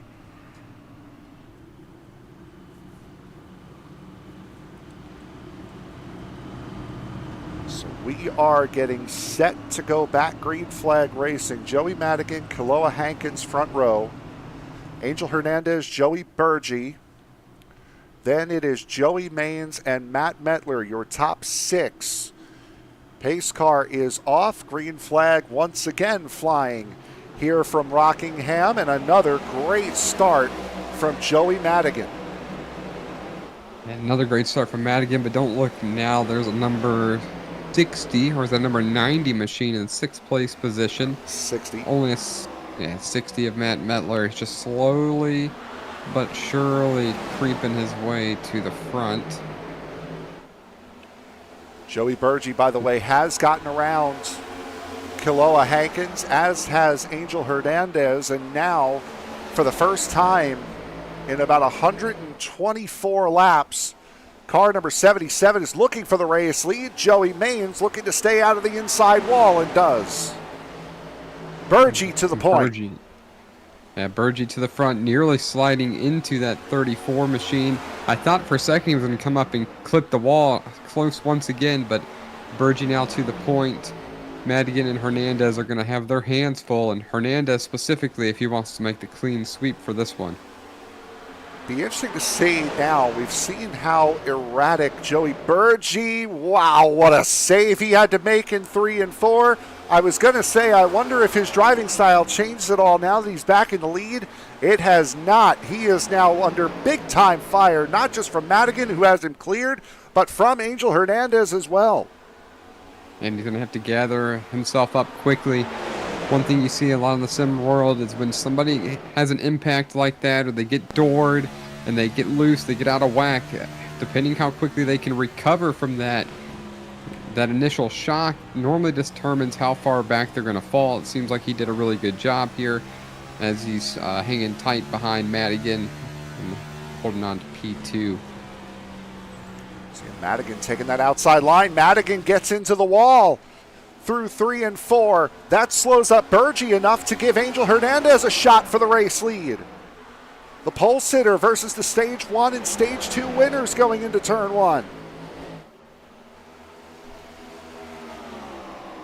You know, and it looks like Hernandez is going to think better of it and try to save some tire. I think that's a good call. I take that back because he's looking right back to the inside. Super loose. Wow.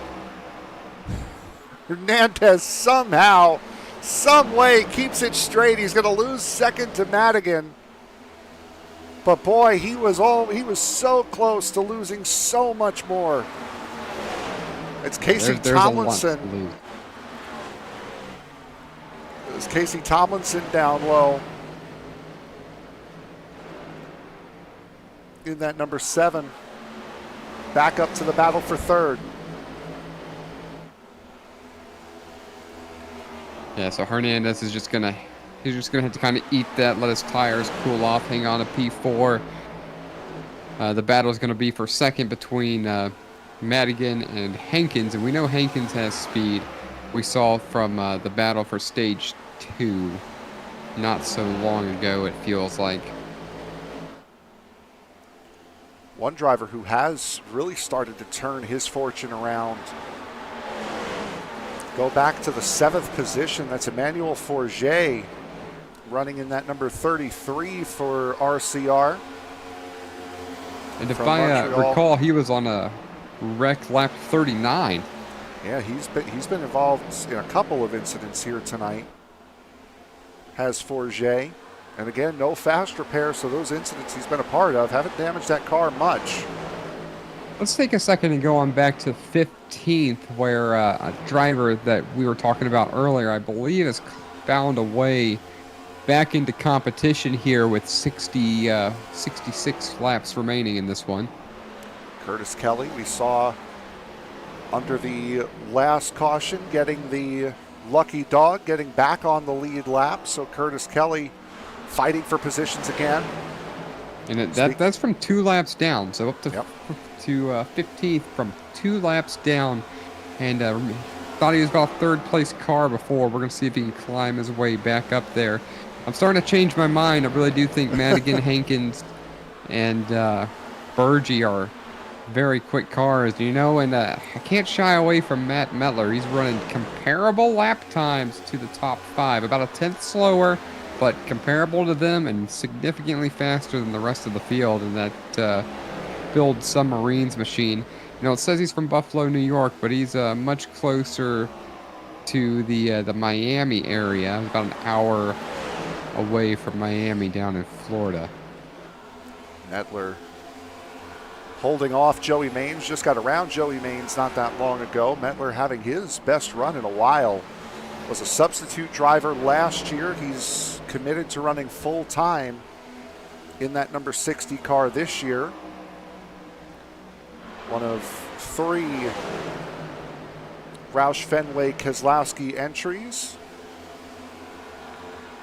Didn't they just add somebody new to that? So it's Roush Fenway Keselowski, something else now? It gets past big dive on the 10. I'm not sure. No, I thought they brought Matt Kenseth in as an advisor. Oh, okay. But not as an owner. That must have been what it was then. Jared McCauley, by the way, if you're interested in the race for the Lucky Dog, Jared McCauley just got put a lap down. There is Andrew Miller. He is the only other car that is 1 lap down. So the fight for the Lucky Dog is between the 10 and the 43. Rhea Ferris right now, the last car on the lead lap, running in the 16th position. As we got a nice little battle here. This is Forget, Mark Morton, Jackson Carr getting into the 10, who was in the wall. And welcome back into the number 3 of Charles-Etienne Boucher. Was out of this race for about 100 laps or so. He is back in that number 3, trying to get a couple of spots to his name. And now this goes back to the full field of 38 drivers. Even if you're out for 50 to 100 laps, with the fields this large, by not getting back out on track, you are losing numerous points towards the standings that you have to have. So you have to stick around and wait for your car to be repaired or be at least drivable and get out there and turn laps. Because at the end of the day, if you're a more average driver in this field, if you want to be in contention later on, every single possible point is going to matter. Charles-Etienne Boucher, he was a part of the incident back on lap 2. But I didn't think he had that much damage to the car. He is 105 laps down now and has gone from 38th, to your point, he has gone from 38th to 31st here. So he's gained quite a number of positions. And if he keeps going, he has the possibility of getting as high as 38th.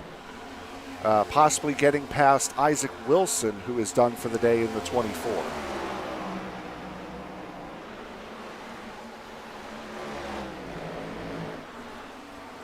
Back to his teammate, Emmanuel Forget.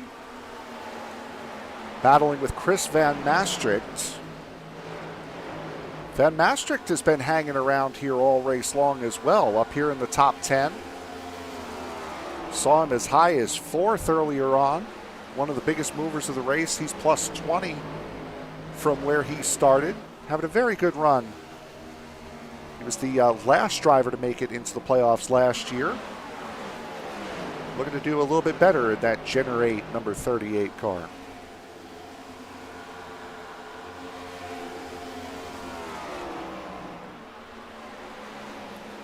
Mentioned before, Matt Mettler running up in the 5th position, starting to drop a little bit now. Lost spots to Joey Maines and Chris Smith.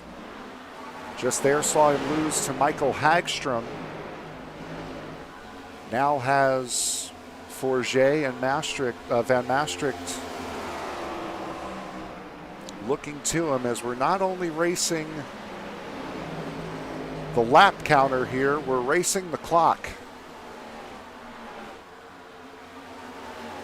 I'm curious to see what's going to happen when this track is nearly unseeable, because I've been in races before when the lights go away. It is extremely difficult to see what's going on track.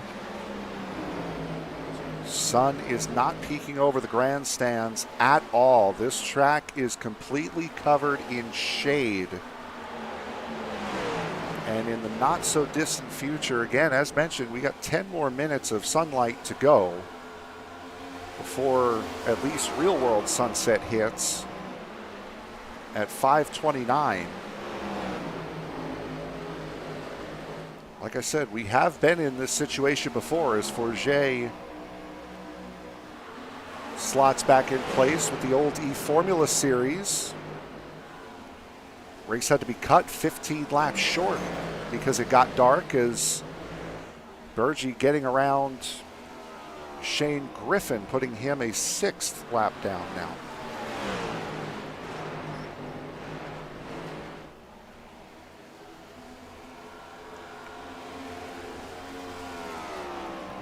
Burgee's bounced off the wall quite a few times over these last couple laps. Let's see what he does here.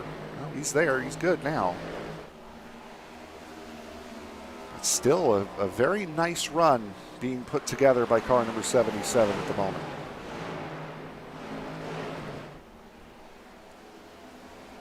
Getting around Rhea Ferris, putting her a lap down for the first time tonight. So Rhea Ferris now the free pass car. Big wiggle out of Larry Fairman, who will be the next car for Burgee to pass. A bit further back, Chris Van Maastricht trying to hold off Charles-Etienne Boucher while trying to chase down Matt Mettler and Jackson Carr, who looks like his 3-race winning streak will come to an end. So what led Mettler to drop those positions? I didn't notice it, unfortunately. He's just been falling off. We saw him get into the wall a couple times. There he is there, getting into the wall. This looks like general wear and tear on that number 60. He's only been down pit road 4 times. But I wonder if he's out of tires. I don't think so. I assume he would have saved a set. But yeah, he's fall. Oh, that contact is going to hurt him. Yeah, he's hit the wall big time there.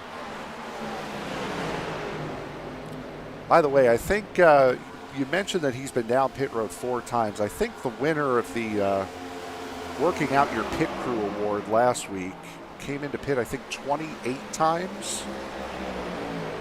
Right now, the winner of that award would be Casey Tomlinson in the 13. He's been down 13 in the 7. He's been down 13 times, as Angel Hernandez comes down pit road, surrendering the 3rd spot. So pit stops are abound here at Rockingham.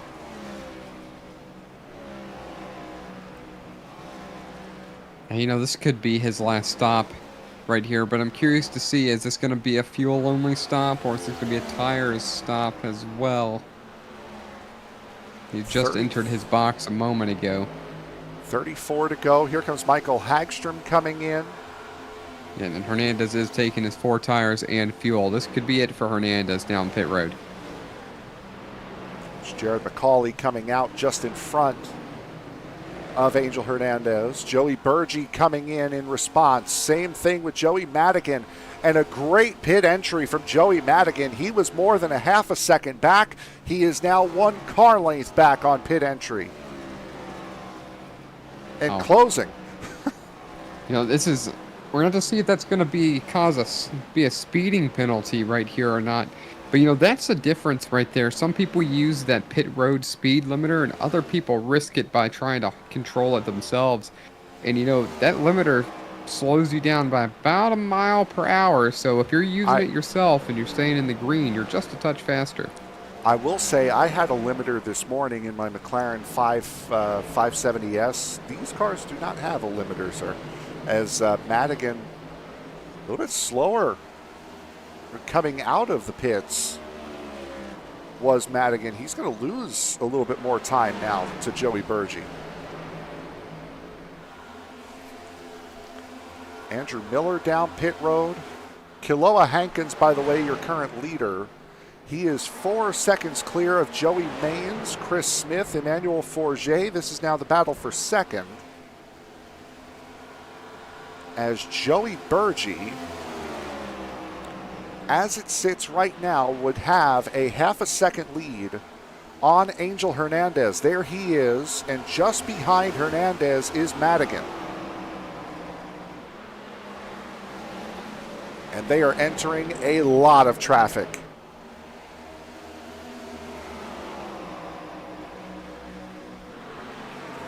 You know, sort of starting to feel like one of the longer green flag runs that we've had in this race. And with all these lapped cars, the guys getting in and getting off pit road, I have a feeling that it might end here in the near future instead of continuing on the way that we would like to see it happen. But curious to see how everything's going to cycle through, as only 7 cars are left on the lead lap currently through this cycle. Jackson Carr in pit road, car number 13. Battle for second, side by side between Joey Mains and Emmanuel Forget. And Forget will get the pass, so car number 33 up into second.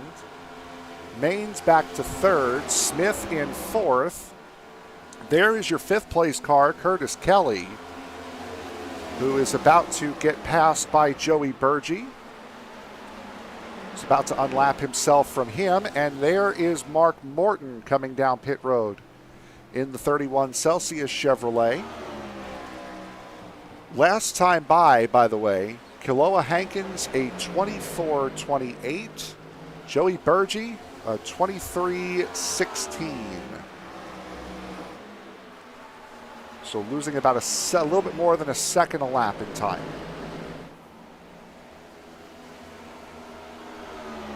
There's a battle for effective second as Madigan now gets past Angel Hernandez.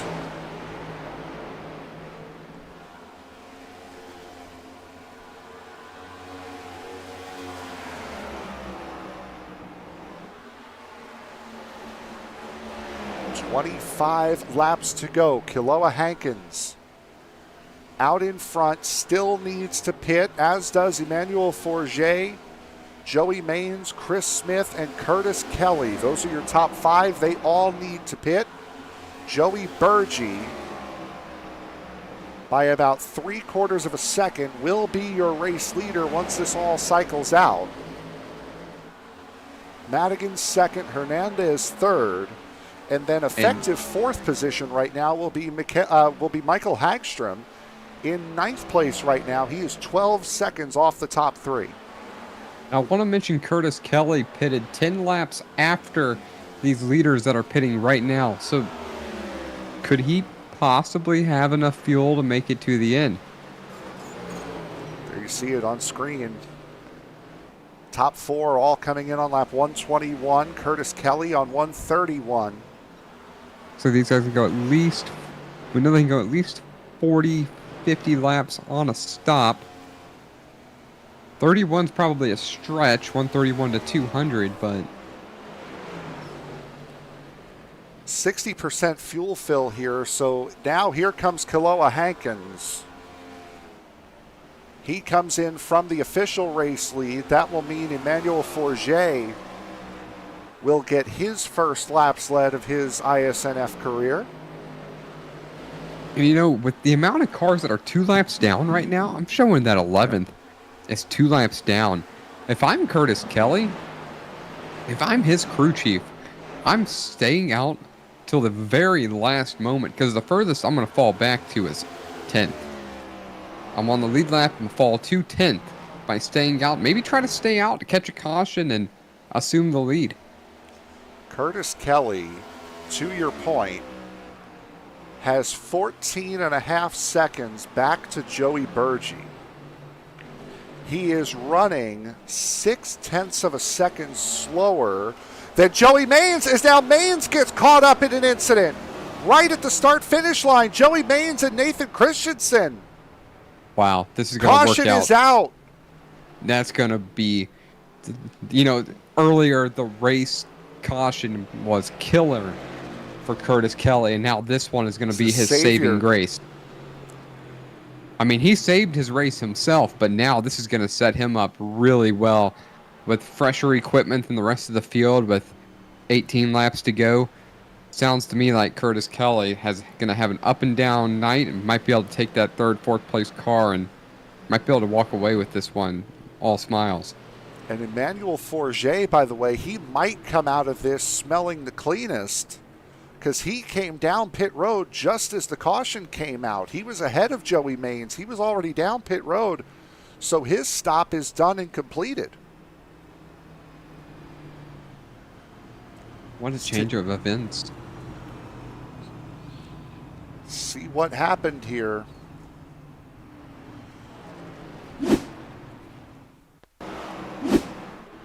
Joey Maines, there's the 36. There's Joey Burgee about to unlap himself. Get himself officially back. Oh, pardon me, that's Maines is still in second here. Burgee goes through the middle. And oh, we got hooked by Madigan. As Madigan tried to work his way through. And then what could have been a race lead for Joey Maines turns into big time damage. There's the contact between Madigan and Christensen. And for the second time tonight, a leader gets taken out by a lap car. That's an incredible stat. I don't know the last time that's ever happened. Twice in the same race. Joey Burgee and Joey Madigan, 77 and 78, did not pit. Curtis Kelly will be the first car on fresh tires. He will line up third. From the outhouse. If I'm Curtis Kelly, I penthouse. like this. This is what you do. This is why you've saved your tires to get to this point right here. Is now you're gonna have fresher tires than everybody else, and he can even be a little patient right here and not go for everything right away. But this is why you save tires, just to have an opportunity just like this one. Prime Michael Schumacher Ferrari helmet. It's scarlet red. What a strategy call here so far for Curtis Kelly. Like I said, from the outhouse, as far as the pit strategy was concerned, to the penthouse. A lot of cars are going to be getting wave arounds here. The 15 is going to be getting one, as is the 3. The 60 is going to get one. The 13 of Jackson Carr, he's going to get one. 51 is going to get a wave around. The 17 is going to get a wave around here. So they might extend this caution here because wave around cars are still working their way through. We have seen this before from this series. They will allow those lap cars to get back up to the back of the field. That's probably, the best thing you can do here. You can see, look at that out front of the pace car. Lights are on, and they are making a difference out on the track. Hope you have your gamma turned up.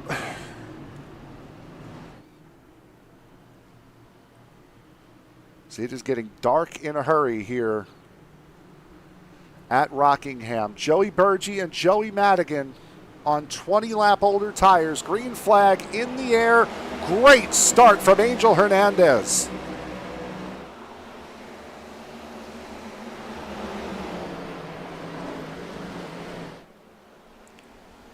Oof.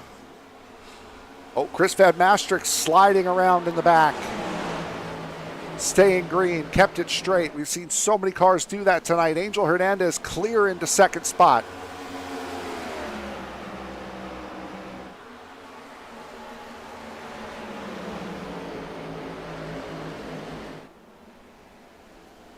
What a race we have seen here tonight. Emmanuel Forget staying ahead of Christian Delgado. Delgado multiple laps down at this point, thanks to damage earlier on. Curtis Kelly now coming under fire from Emmanuel Forget. Well, the last 12 laps of this one's going to get rather intense. Oh. As the 42 into the wall right there. And then 4J dives way down underneath the yellow line to stay away from what he was afraid of, likely being the 42 turning down into him. Angel Hernandez, he got loose and ends up sliding into the pits. Oh, that's a race killer right there. Angel Hernandez got loose coming off of turn 4, and unfortunately for him, now has to take the long drive down pit road. It's a big wiggle out of 2.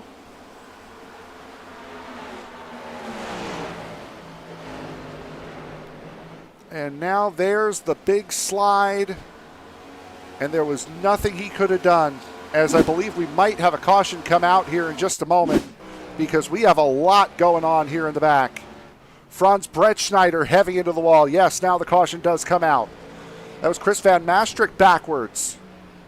Now, did that caution come out fast enough to save Hernandez from going a lap down? That, I think, was the big question. I think it might have done. Let's see, does he? No. I don't think he does pass the pace car here. So he's a lap down, but he'll get the wave. Nope, there he goes. All right, that's going to be his saving grace. You know, I think he's out of the race win picture, but I do think he can still have a solid finish here.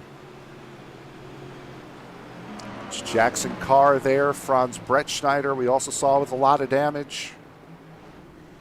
Car number 8, there he is.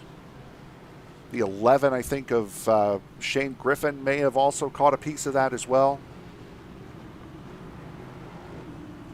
You know, the number 21 machine, that's that Chris Smith machine, I think he was involved in 1 or 2 small incidents, and he's currently sitting in the 6th place position.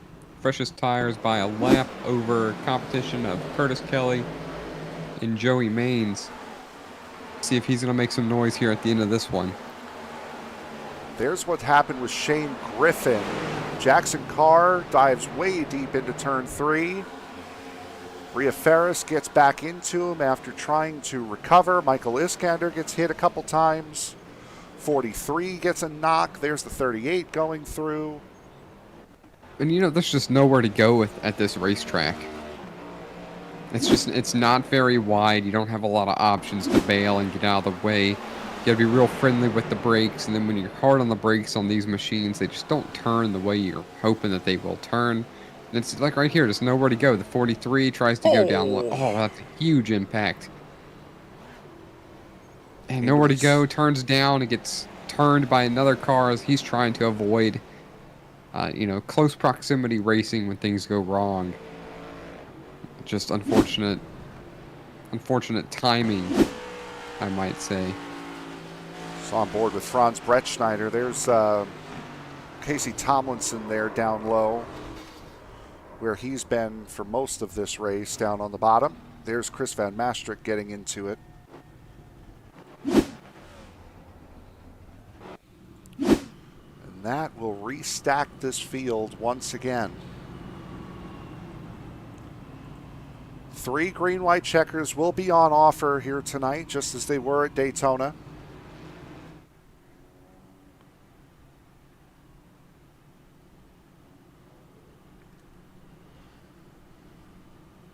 You know, Frank, I wonder what Tony would be saying about this race.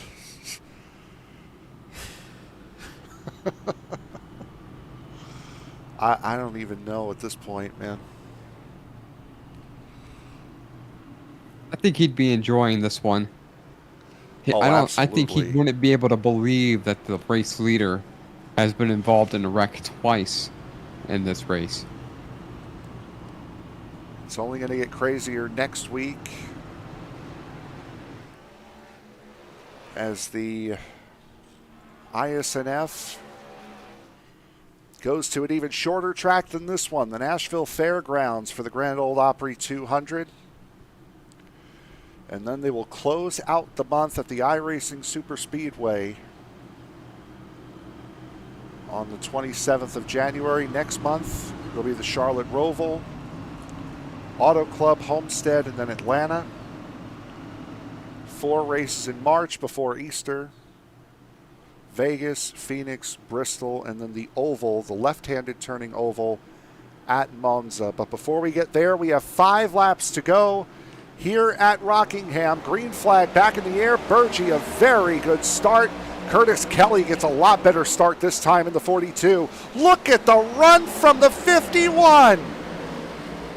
And we saw that he had speed earlier, talking about the 51 of Hankins, trying to do what he can to get back to the front. Let's notice that he's got decently fresh tires, not the best around him, racing Curtis Kelly and that not Curtis Kelly, the number 33 machine of 4J. And we saw him up front. Everybody in the top 5 we have seen lead laps here at this race. And all 5 of them are going to have something to say about it. But everybody's chasing Burgee, who's trying to finish this race the way he started the race out front. But no surprise, he's in the wall once again as Madigan's trying to chase him down. He has been using that wall as a friend for sure, has the number 77 of Burgee. Joey Madigan trying to win on debut in a substitute ride for Brian Treadwell in the number 78 here tonight. Coming to 2 laps to go. They are both in the fence going into turn 3, trying to get as high as they possibly can. Meanwhile, Forget, Kelly, and Hankins battling for third. And you know that those drivers for Jay Kelly and Hankins are just hoping something's going to happen, give them another shot at this. There's not much more time left if a caution is going to come out to change the way this race turns out. I think it might be a little too late for Madigan unless there's a hiccup from Burgee, as he's got a quarter-second gap over him right now at the start-finish line. White flag is out here at Rockingham. Going through 1 and 2, Burgee has the momentum on that high line. Madigan makes a big run. It's going to have to be a big dive here in 3 and 4 to try to make it stick.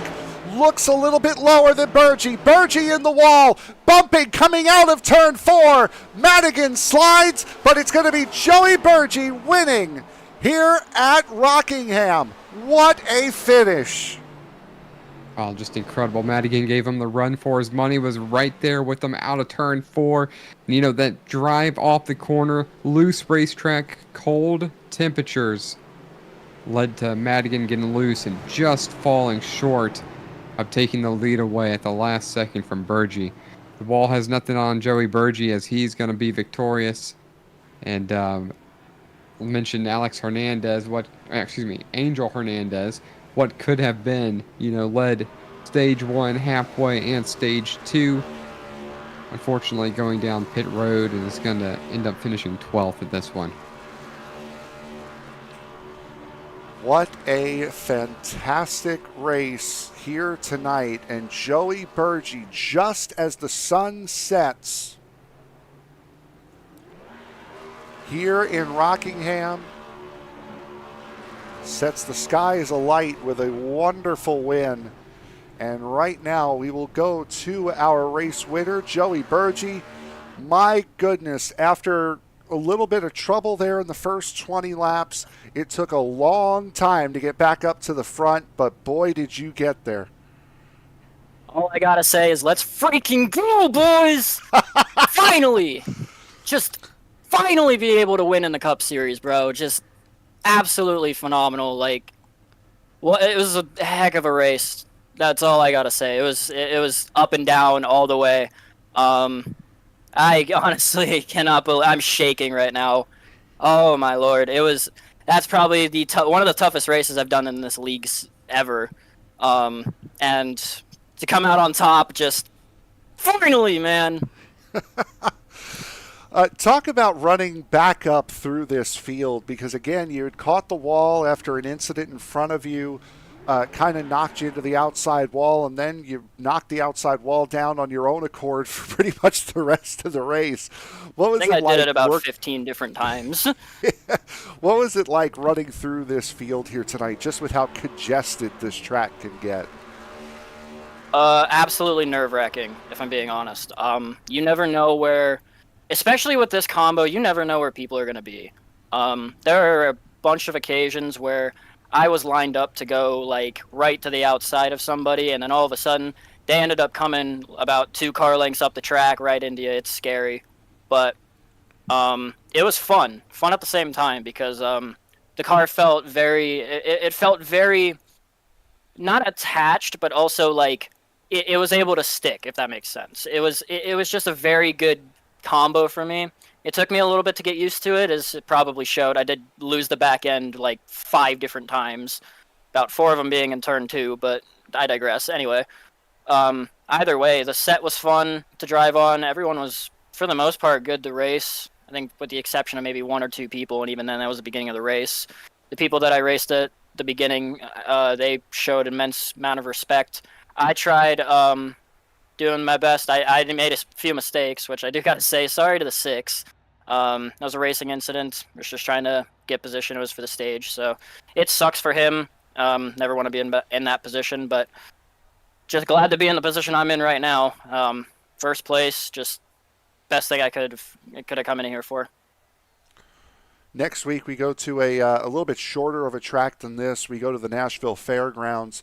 What are your thoughts taking possibly the same field to the fairgrounds next week?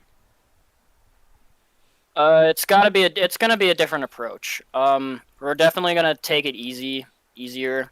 I'm probably not gonna race for the lead too much. You might see me probably in the back or mid-pack sometimes. I'm hoping not to be mid-pack, but I'm gonna just try to keep it easy. Just try to keep the car safe, because in the end, all I'm really wanting is points, wins, poles, fastest laps, most laps led, whatever. That don't matter to me. I just want to finish good, and I just want to get good points so I can be able to get myself into a good spot for the championship. And so far, after missing Daytona, after winning the duel, winning at Rockingham is definitely going to help with that. So locked into the championship playoffs as we speak now. Anyone you want to give a shout out to before we let you go? Gotta give it to the Alliance teammates, Maines, Isaac Wilson, Steven Sire, all of them guys. Casey Tomlinson, my team owner and teammate. Joey Madigan, Angel, everybody on the racetrack who raced me respectively. Rhea for putting this on, for you guys for putting the show on, and just being able to hopefully being able to put on a good show in the process. Might be a show next week, so be back. All right. Race number 24 for Joey Burgee turns out to be the golden one.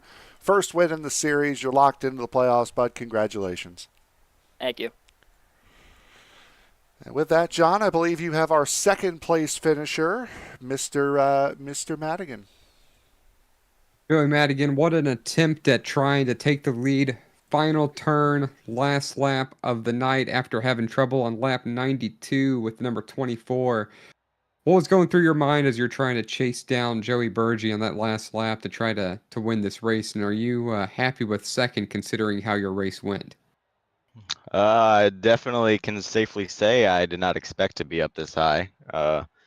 I mean, I fought all day to try to get some kind of result. I'm gonna be the first to say I'm not very good in these cars, so I didn't really expect much going into this race. I just wanted something to run. And then, man, it was eventful out there. There was always something going on. Good racing though, I'll say, at least from my perspective. We had a couple battles throughout the night, especially that one you noted on 92. Not happy about that, but just to be in this position after all of those events, I can't imagine what we would have done or could have done. I mean, it probably would have been a completely different race if those things weren't to happen. That's very well could have been. Yourself and Joey Burgee, Angel Hernandez. Let's not forget Curtis Kelly, and I can't pronounce his name too well. Kaloa Hankins. You guys are really the class of the field, and I felt like any one of you guys could have won this race. And one last question for you. What were you thinking was going to happen if this race ended up going into the dark? Because we were getting awfully close. And was the track getting dark out there, or was it getting harder and harder to see? I'll say I'm surprised with how much light we had, because around lap 150, I went into turn one and went into the shading of the bleachers and just could not see where I was going. So it took me a couple laps to adjust. But if I'm being honest, I don't know what would have happened, because I probably wouldn't have been able to see it. So we were probably about 20 laps away from that point, if I were to say. It's pretty dark. So maybe Rockingham should invest in putting some lights in before they repave it, because they kind of like the character of this track. Yeah, it is a really good racetrack. Something that iRacing could do in conjunction with these super speedways or speedways is, they could put lights on and let these speedways see what it might look like, what a rendition could be. But anyway, congratulations, P2 finish. Oh, so close to first. Anyone you'd like to thank or mention? We know you were filling in this week, but with this performance, I think you did a great job. Anyone you'd like to mention, go ahead. Yeah, I'd like to mention my imaginary spotter, Ryan Honeycutt. He's in Daytona right now. So him and family and just you guys for putting on a broadcast in the league. I don't know who I filled in for, so I guess I could thank them, whoever you are. Yeah, and Hy-Vee, of course, because this wouldn't have been possible without my work closed. So. All right. Well, Joe Madigan, once again, great run. I hope you have a great evening, and maybe we'll see you again here from the booth. All right. Have a good one. Thank you. That will now move us over to our third place finisher, Kaloa Hankins. And Kaloa, a great race, an incredible debut for you. Tell us first about that run at the end of stage 2, how you got oh so close to taking that stage. Yeah, so halfway through about stage 2, I decided I might as well pit for tires because I wasn't really expecting there to be too many cautions in the third stage. So I tried my luck and I had him cleared, but I hit the wall at the end there. I'm kind of disappointed at myself, but at the same time, I think, it was a really fun race for a debut. How did you manage, and we're gonna show it up on screen here because we kind of missed it with all the excitement for the lead. How did you manage to sneak your way through past Forget and past Kelly for that third position? At the end there, yeah, so when I stayed out at the start of the green flag run, or at that long green flag run that we had, I only had one tire set because I pitted at the middle of stage 2 there, so I figured I might as well stay out, hope for a caution, but right as I had to pit road, the caution came out. It had me as a wave around car, but I think there weren't enough cars on the league lap that pitted for tires, so I think I got up there because I had the freshest tires of people in the league lap. So I think that was a big contributor, but also I think there were a couple people on that class restart who didn't have the best restart, might have spun their tires a little, so I think that really helped me get there. Otherwise, I think I had like a 5th place car where I probably would have finished in 5th or 6th. All right. Anyone you want to give a shout out to before we let you go and celebrate a third place finish tonight? Yeah, I'll give a shout out to the guys in the Rick Ware Racing. I think people from Front Row and Rick Ware were all in that car, and we were all just talking amongst each other throughout the race, just hyping each other up. So it's a great group of guys down there, and also Joe Burgee. I don't know how many races he's done in this league, but I've raced him in other leagues, and he's a very great driver. So I'm glad to see him win, someone that I knew and have raced against win the race in this league. So yeah.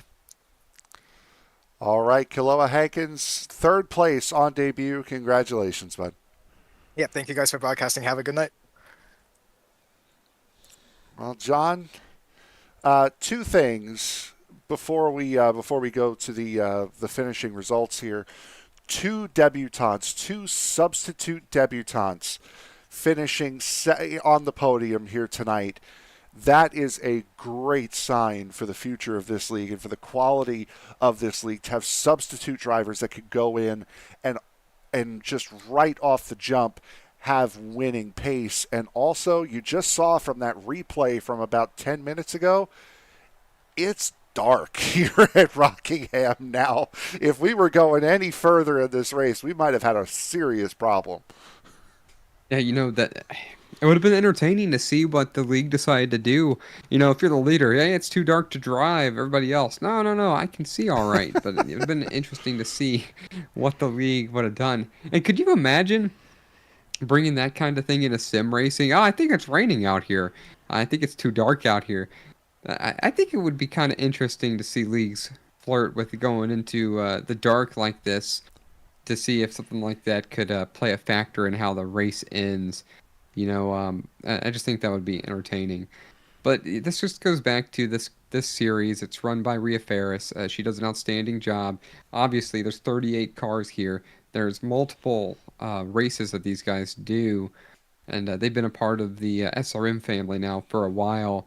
And and when I talk about leagues that are run well, this is one of those leagues. This one, Sunday Cup League, the Sunday Night NASCAR League, and the Racers Elite Series, and we're fortunate that they are partners with us. And iSNF is no different. It's just very well run. People want to race here. It's pretty fair, and the racing is overall awfully good. And the schedule is always a fun blast to be a part of. Yep, and Western States as well. You don't get to run into your 50th season without having some good leaders at the helm. Let's take a look at the final results here for tonight's race. Joey Burgee in his 24th start here in the iSNF Cup Series takes his very first win, locks himself into the playoffs. Joey Madigan in a substitute role finishes second. Kiloa Hankins in that same substitute role finishing third. Curtis Kelly, Emmanuel Forget on his debut here in this series. 3 debutants here tonight finishing in the top 5. Joey Maines, Michael Hagstrom, Jackson Carr, Chris Smith, and Nathan Christensen, your top 10, was the only drivers that finished on the lead lap as well. Mark Morton, Angel Hernandez won both stages but had that big slide coming off of turn 4, ended up going down pit road. Larry Fairman, Matt Metler, Franz Bretschneider, your top 15. Rhea Ferris, Chris Van Maastricht, Andrew Miller, Mike Iskander, and Shane Griffin, your top 20. Rosa Laszlo, Jared McCauley, Christian Delgado, Jerry Parker, Casey Tomlinson down to 25th. Michael Gervey, James Bowles, Charles-Etienne Boucher goes from 38th after stopping on lap 2, makes his way all the way back up to 28th. So a very good run for Charles-Etienne Boucher.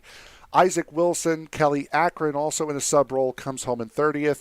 Cowie Gomez, Dominik Sawicki, Justin Barkley, Bob Wyckoff, Robert Rowe, Steven Sear, Brian Chu, and Tristen Bailey to round out the field here tonight. So that will do it for us here tonight from Rockingham Speedway. For my broadcast partner, Jonathan Leach, I am Frank Marchese. Thank you very much for making us a part of your evening. We will see you next week from the Nashville Fairgrounds in Nashville, Tennessee. But until then, do remember, as you walk down the road of life, please don't play in traffic. Good night, everybody.